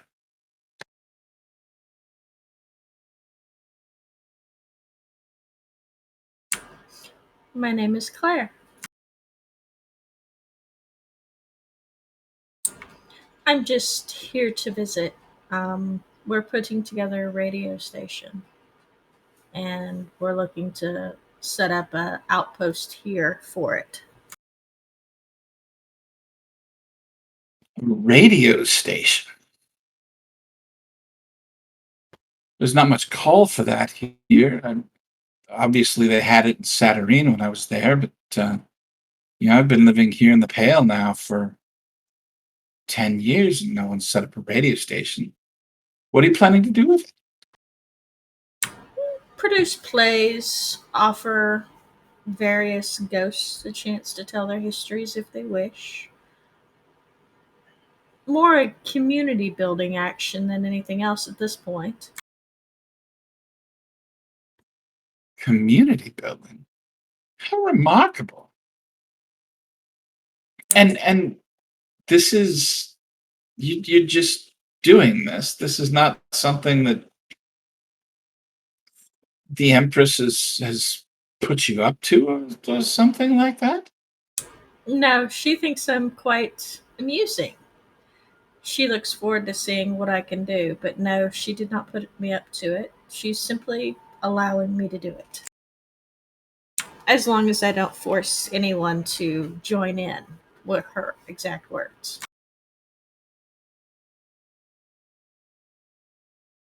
She reaches up and she begins tapping her cheek with one pointer finger as she thinks about that, and then stops and calls out, "Johnny, you leave her alone. She's drawing. She's quiet. Leave her alone. And then she says, kids. I'm gonna look in the direction she was calling.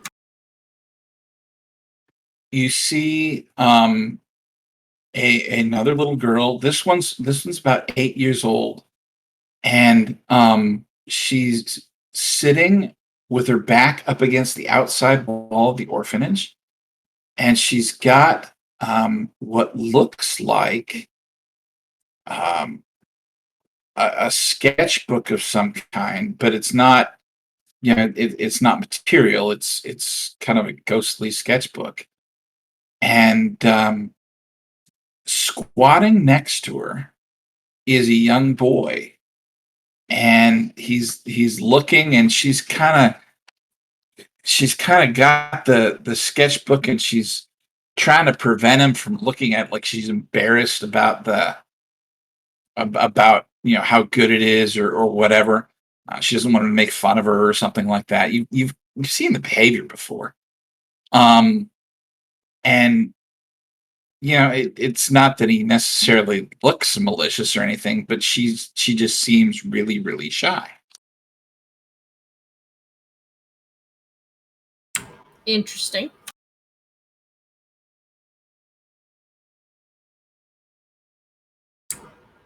Does she often exhibit those behaviors?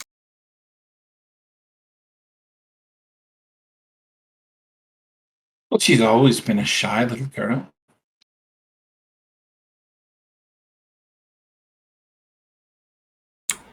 She reminds me of one of the ghosts that I had in my theater.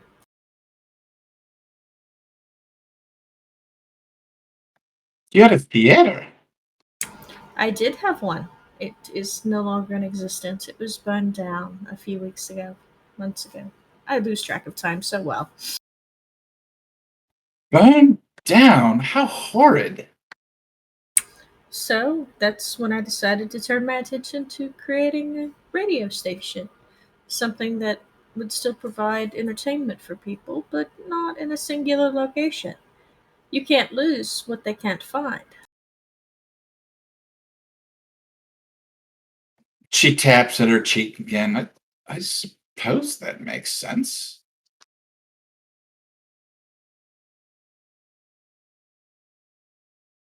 As you're talking to her, s- you you're looking around, and in the distance, walking towards Catafalque, you see Sterling.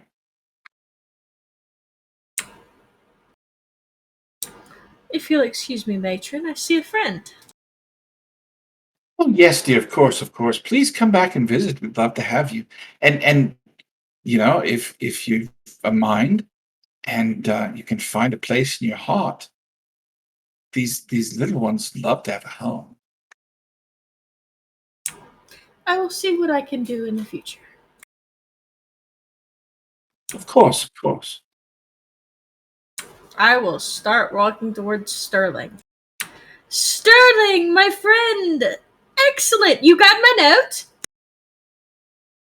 You left a note?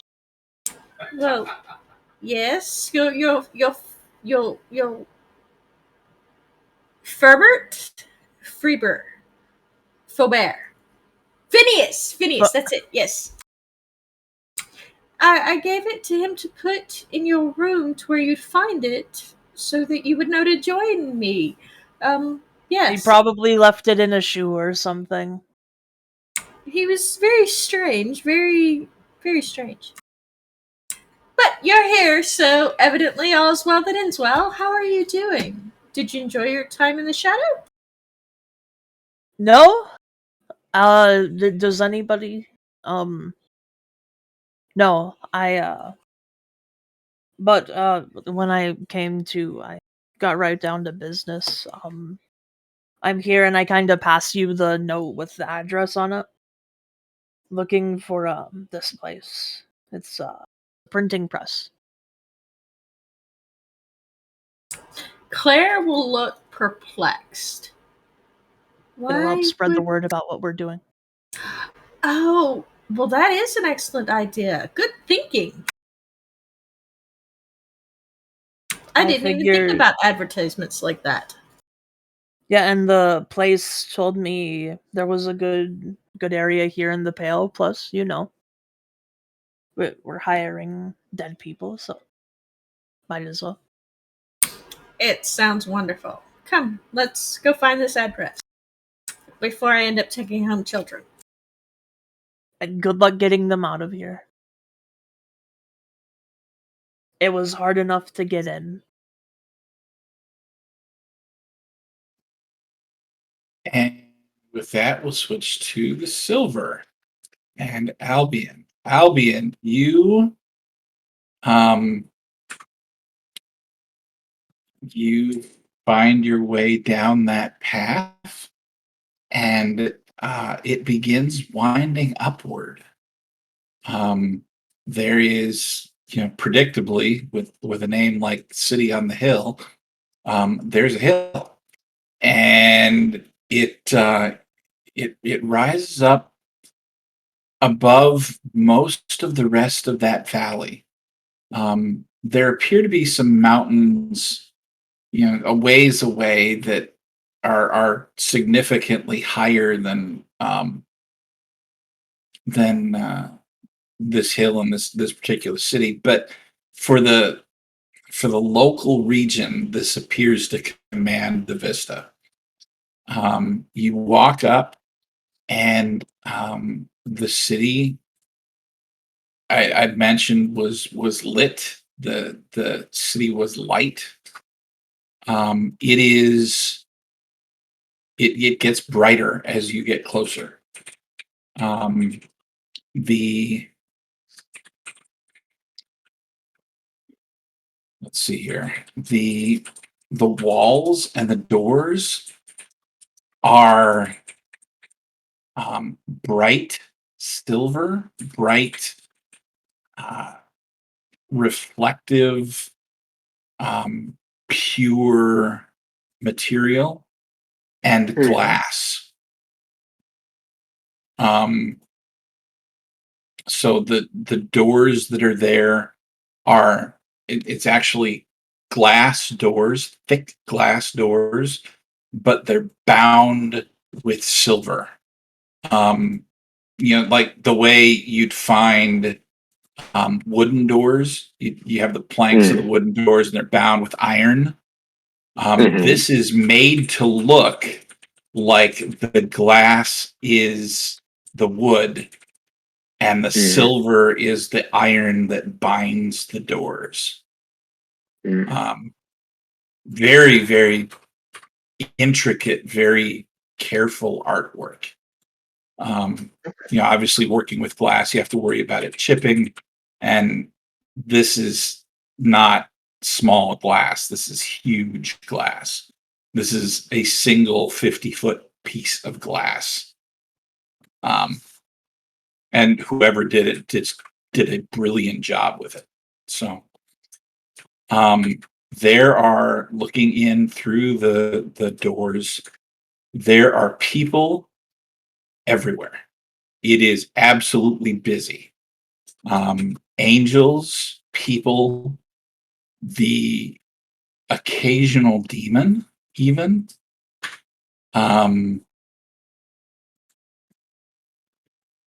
You see all walks of life, from, there's a massive alabaster, almost golem, but it's not walking stiff like a golem does. It's almost like this thing is actually alive. It's probably 15 feet tall, and thick. Like it's stone, but it's thick stone, but it's moving smoothly. It's not, that rigid walk like you'd think a constructed being to be. Families, single people, just everything that you can imagine. All kinds of people here. And as you walk, the doors open, and you hear a voice that it's not in your head. It kind of reverberates in the air around you in a language that you do not understand.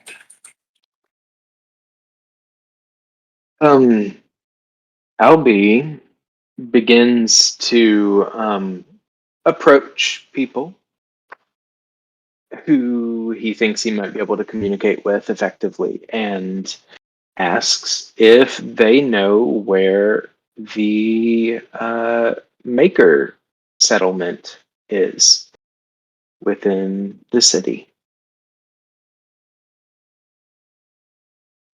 Oh heavens, there's makers all over the city. But is there a place where they primarily congregate is the question. Well, no, not really. I mean, um, this entire city is crafting, creating. Um, it's you can't confine them. They'd go batty. They need to be free. They need to be unconstrained. And he waxes almost philosophic about making, and you get the sense that he's absolutely not a maker. Um, if there were maker fanboys, he would probably be one of them. Okay. Well, I can tell you for a fact that as a maker, I am not always quite worthy of the praise you're heaping on our kind, but I sure do appreciate the praise. I'm looking specifically to meet with some folk, probably more mechanically inclined.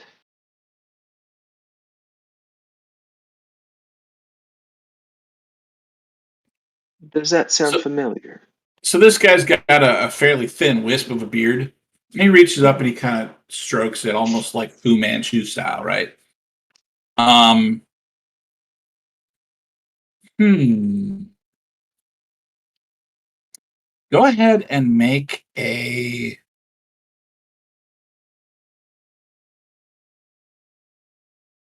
interaction roll, please. I'm going to use a sortilege because Ooh. because Albie's friendly but does not have much in the way of interaction. Throw them bones. Yep. So on the magic die, or on the regular die, I got a 0. On the magic die, I got a 3. Ooh. Not Just once this campaign, I want to see stellar. some flux, man. Sorry about it. That's At all this right. rate, we'll get there. But these are Yeah. All right. Definitely get there at some point. So he thinks about it and he says, I don't know many people like that, but I'll bet you if you went and talked to old Donovan, he'd know who to send you to. Now, when you call this person Old Donovan, are you using that in a pejorative sense? Because that feels a little bit rude. But I'll just call them Donovan. Where can I find this Donovan? Well, for 350 years, he's been in that building over there. And he points off to the side, maybe a quarter of a mile away. There is a tall, um, not a white building, but it's red brick, and the outside of it is it's not covered, but there are an absurdly large number of gears and wheels and like chains and belts and things like that. And they all seem to be moving in something of a clockwork fashion, but I'll be darned if you have any idea what it does. I mean, if it does something on the outside, it's not obvious what it is. Okay. Well, I reach into my coat pocket and pull out a little card and say, "Now, I appreciate your time, sir. My name is Albion J. Finch. Here's my card. Now, if you should need to get in touch with me, use this number, not this number. This number's the old number." And I hand the card and I say, "Thank you so much for your assistance today. So I'll be moving along." he takes the card, and when he does, it's both hands, and he cradles it like it's the most impressive thing that anyone's ever given him. And as you start to walk away, he says, "Mr. Finch, Mr. Finch, Uh, yes, sir. could you?" And he stops. "Could you sign it?" Suppose that would be very fine. Oh, here's my pen. Sorry about that. Tap off of it. He gently holds it back out to you with both hands.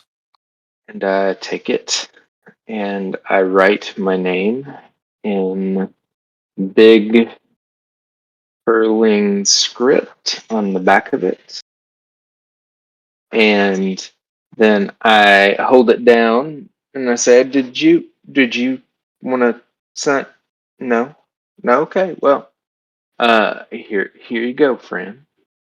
By the way, and I reach down and I pick up an invisible fox and I say, "This is my friend, Raynard. You can call him Rainy if you like. And he is uh, very pleased to meet you."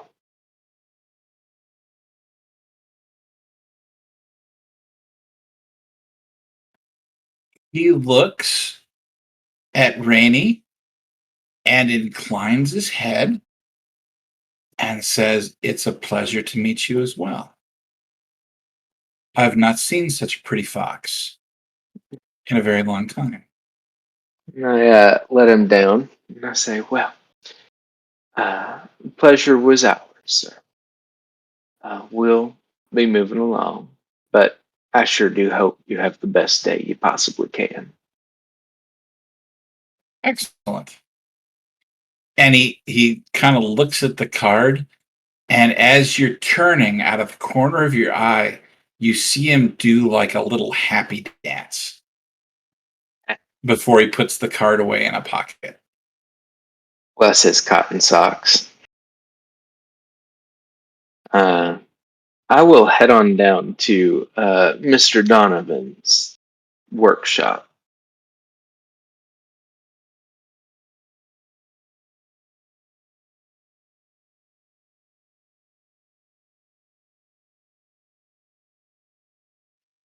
Just a second here.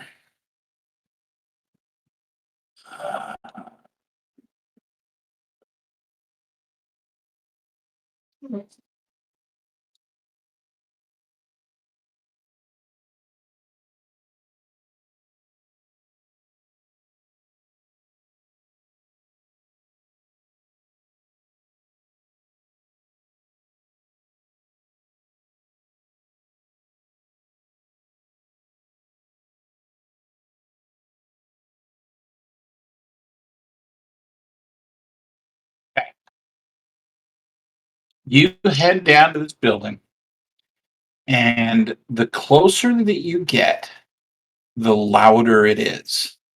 Mhm. You hear grinding of gear upon gear and the clanking of chains as it links to gears and um et cetera, et cetera, et cetera, right? But Mhm.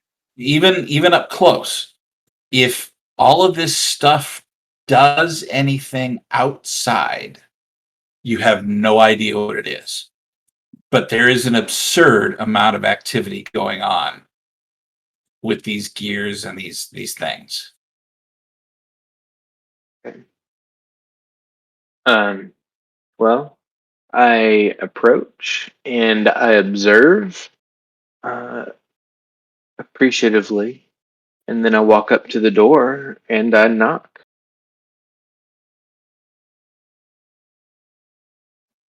You see um a as the door opens, you see a bird, or at least something with the head of a bird, poke its head out and look at you with one eye and "Rah! Can I help you?"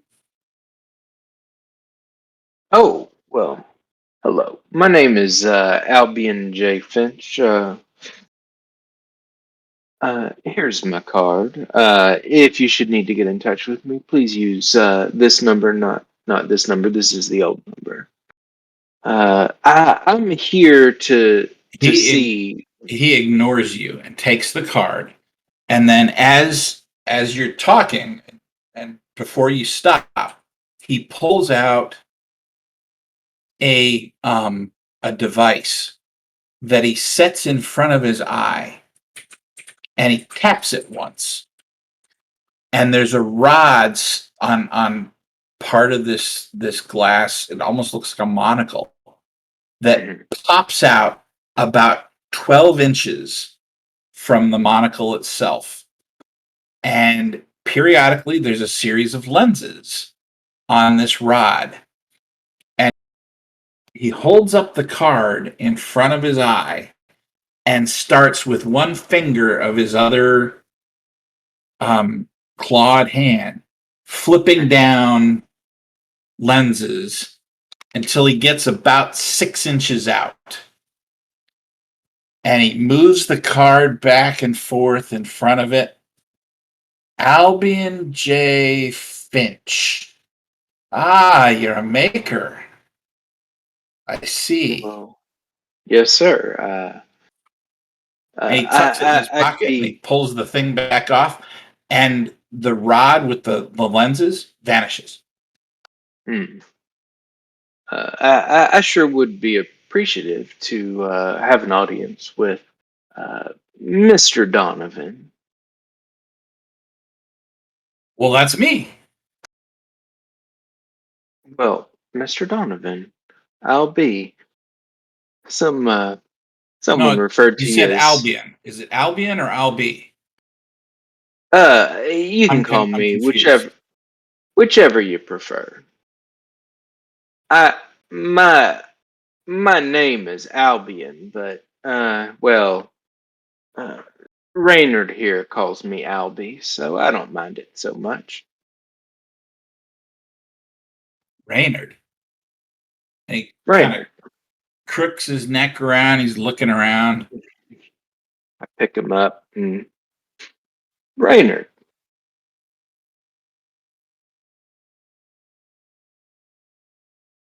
He reaches into his pocket and he pulls out the monocle again. And he sets it on his eye and he flips it down.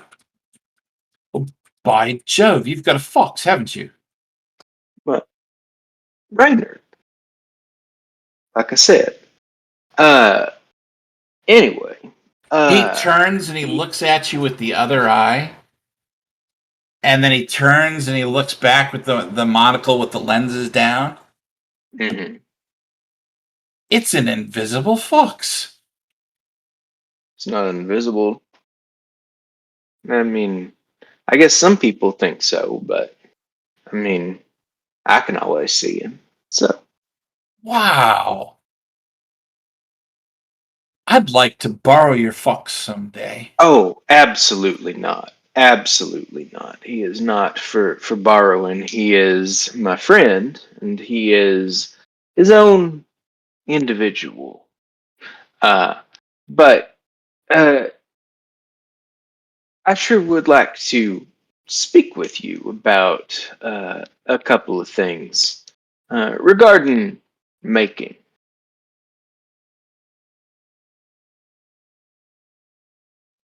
Okay. Might I Um, come in? sure. And he lets you in. Um, what what you see when you walk inside. Mm, So on the outside, these gears are massive. They're the biggest of them is probably 20 feet across, and it's thick pig iron kind of material.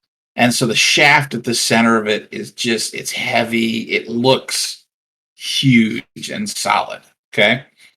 On the inside of this guy's house,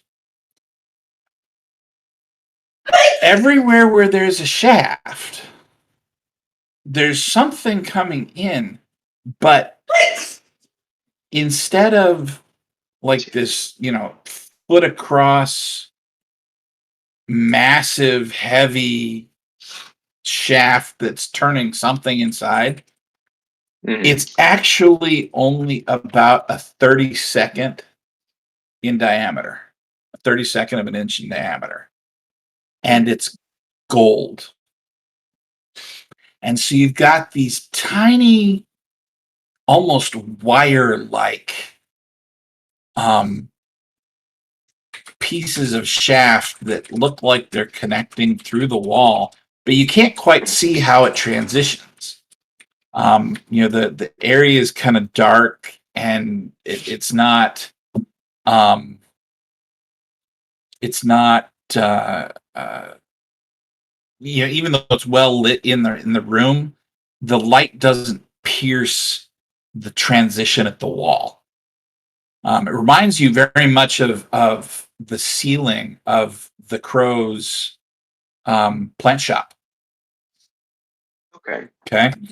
But you've got these tiny shafts of gold everywhere, and they all seem to be um, converging in the center.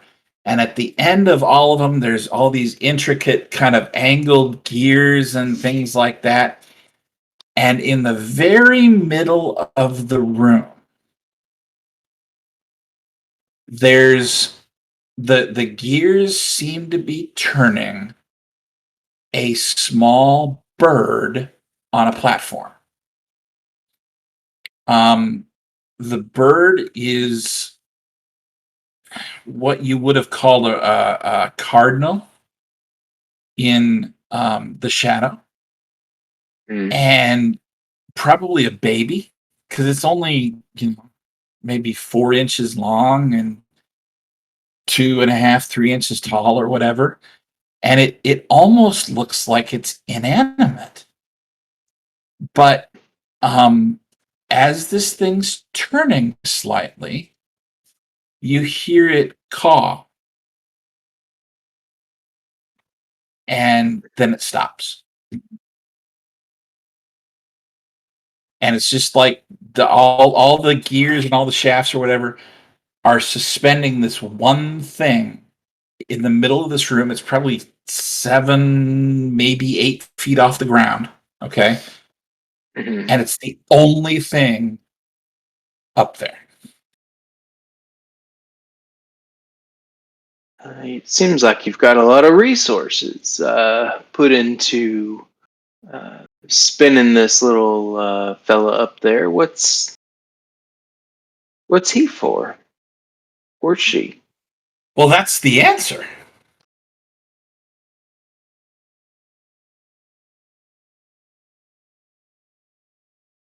Excellent. What is the question, however? Well, the question, the big question. That's the answer. It's the answer to everything. A little bird is the answer to everything. And he nods, and he's like dead serious. That sounds entirely plausible in my book, but could you explain some of the nuance? Okay. How long are you going to let him talk? Uh, Probably 30 minutes at most. Okay. In 30 minutes, you gather that the um the gold shafts with the angled gears are somehow aligned both in direction and spin to the nine suns.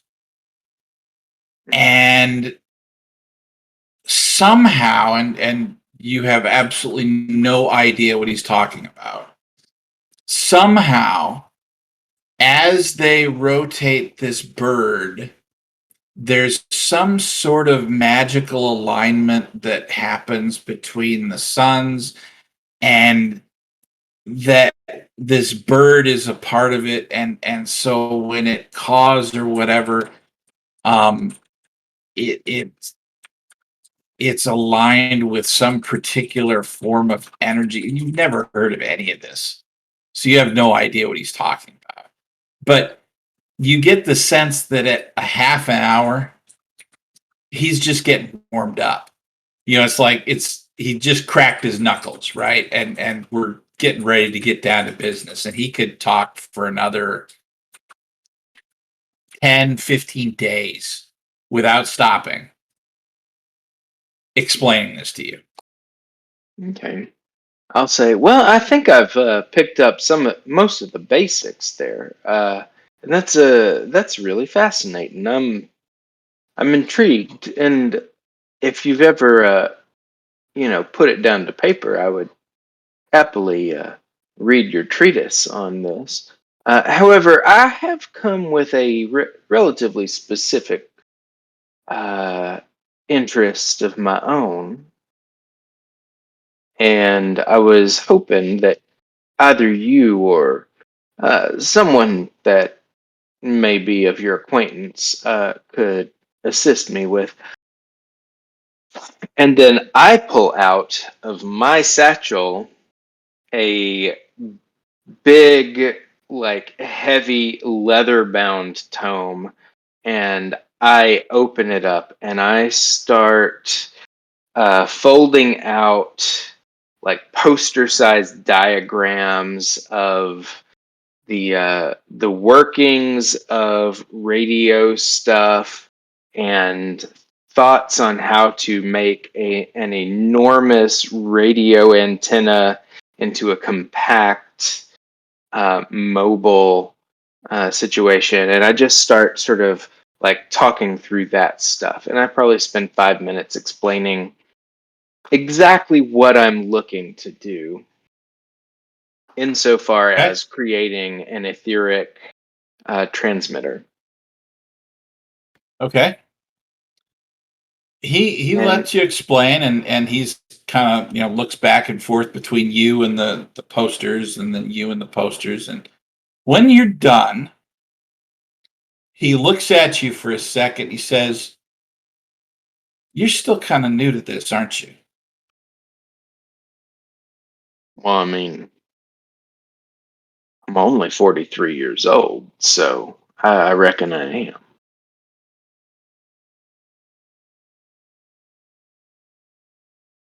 All right. So obviously, I don't have time to help you, or I would. And he gestures at the mass of shafts and gears, and then the bird, right? Mhm. But there's a there's a maker that comes to town from time to time. He actually has a shop outside of town. Hmm.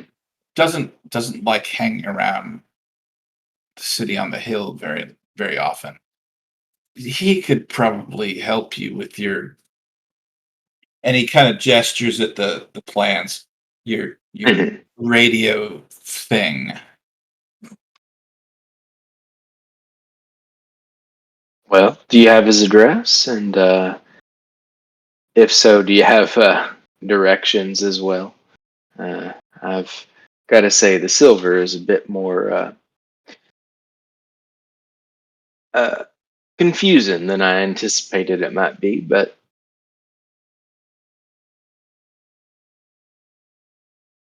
He kind of lifts a wing and goes and preens himself a little bit, like he's thinking. And then he walks over to a bookshelf and he starts pulling out assorted books and papers and tossing them on the ground next to the bookshelf. Mhm. And he builds up a fairly sizable stack before he finally pulls out a loose paper and he looks at it and caws, "Ah, this is it. Here we go. I knew it was here somewhere." He walks back over to you and he hands you what appears to be a map. Mhm. There's a city on the hill and the gate. It shows the gate that you came through, and the way back is it's closer, but it's in a different direction. So when Billy transported you to the silver, um, he didn't do so through the same way that um, like the sun ships would go. So you Mhm. didn't end up in the same spot when you passed the warden of the silver. Um, but that's marked on there as well. So if you want to take a sunship back for whatever reason, you know where to go. Mhm. And then off to the side, there's an X, and it's at the base of one of the mountains in the nearby area. And Yeah. next to the X, it says Malik's Hut.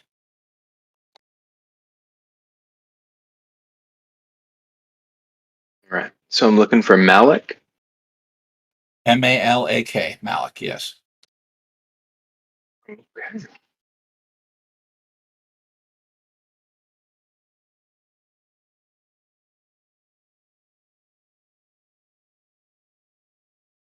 All right.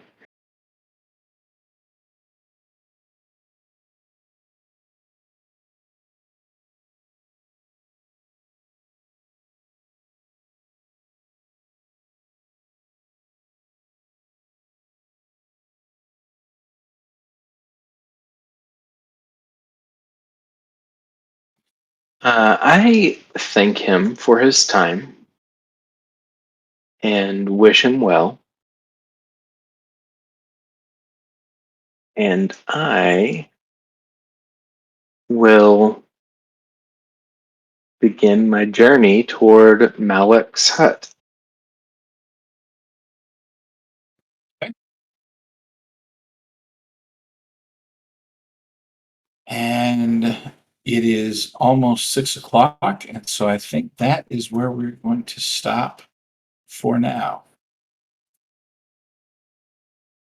Hope everybody had a good time, and those of you watching, I hope you had an enjoyable time watching us. Um, Suns are a little bit different than Saturn, and it's kind of cool displaying some of that for you.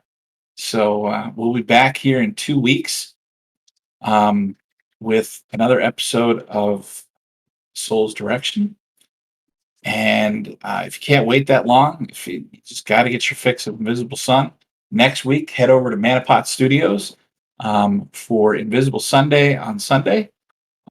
They are at 4 or 4:30. I can't remember which. Brain's dying, but Manapot Studios on Twitch, and you can watch the great Zamino and his wonderful cast of The Hole in the World, and get your Invisible Sun fixed that way until we can come back with you. Jeff, have you got any shout outs to do this week? No, not this week. Chris? Not in particular, no. Joanne? Just that we'll be starting the new thing next week. Yes, as a semi replacement to Citadel Lounge, we're going to be starting a different streamed game, and it will be just the two of us.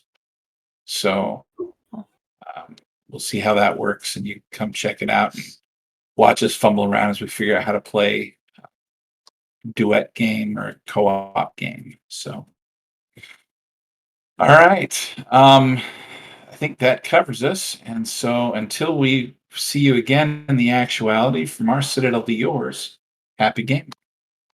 Happy gaming.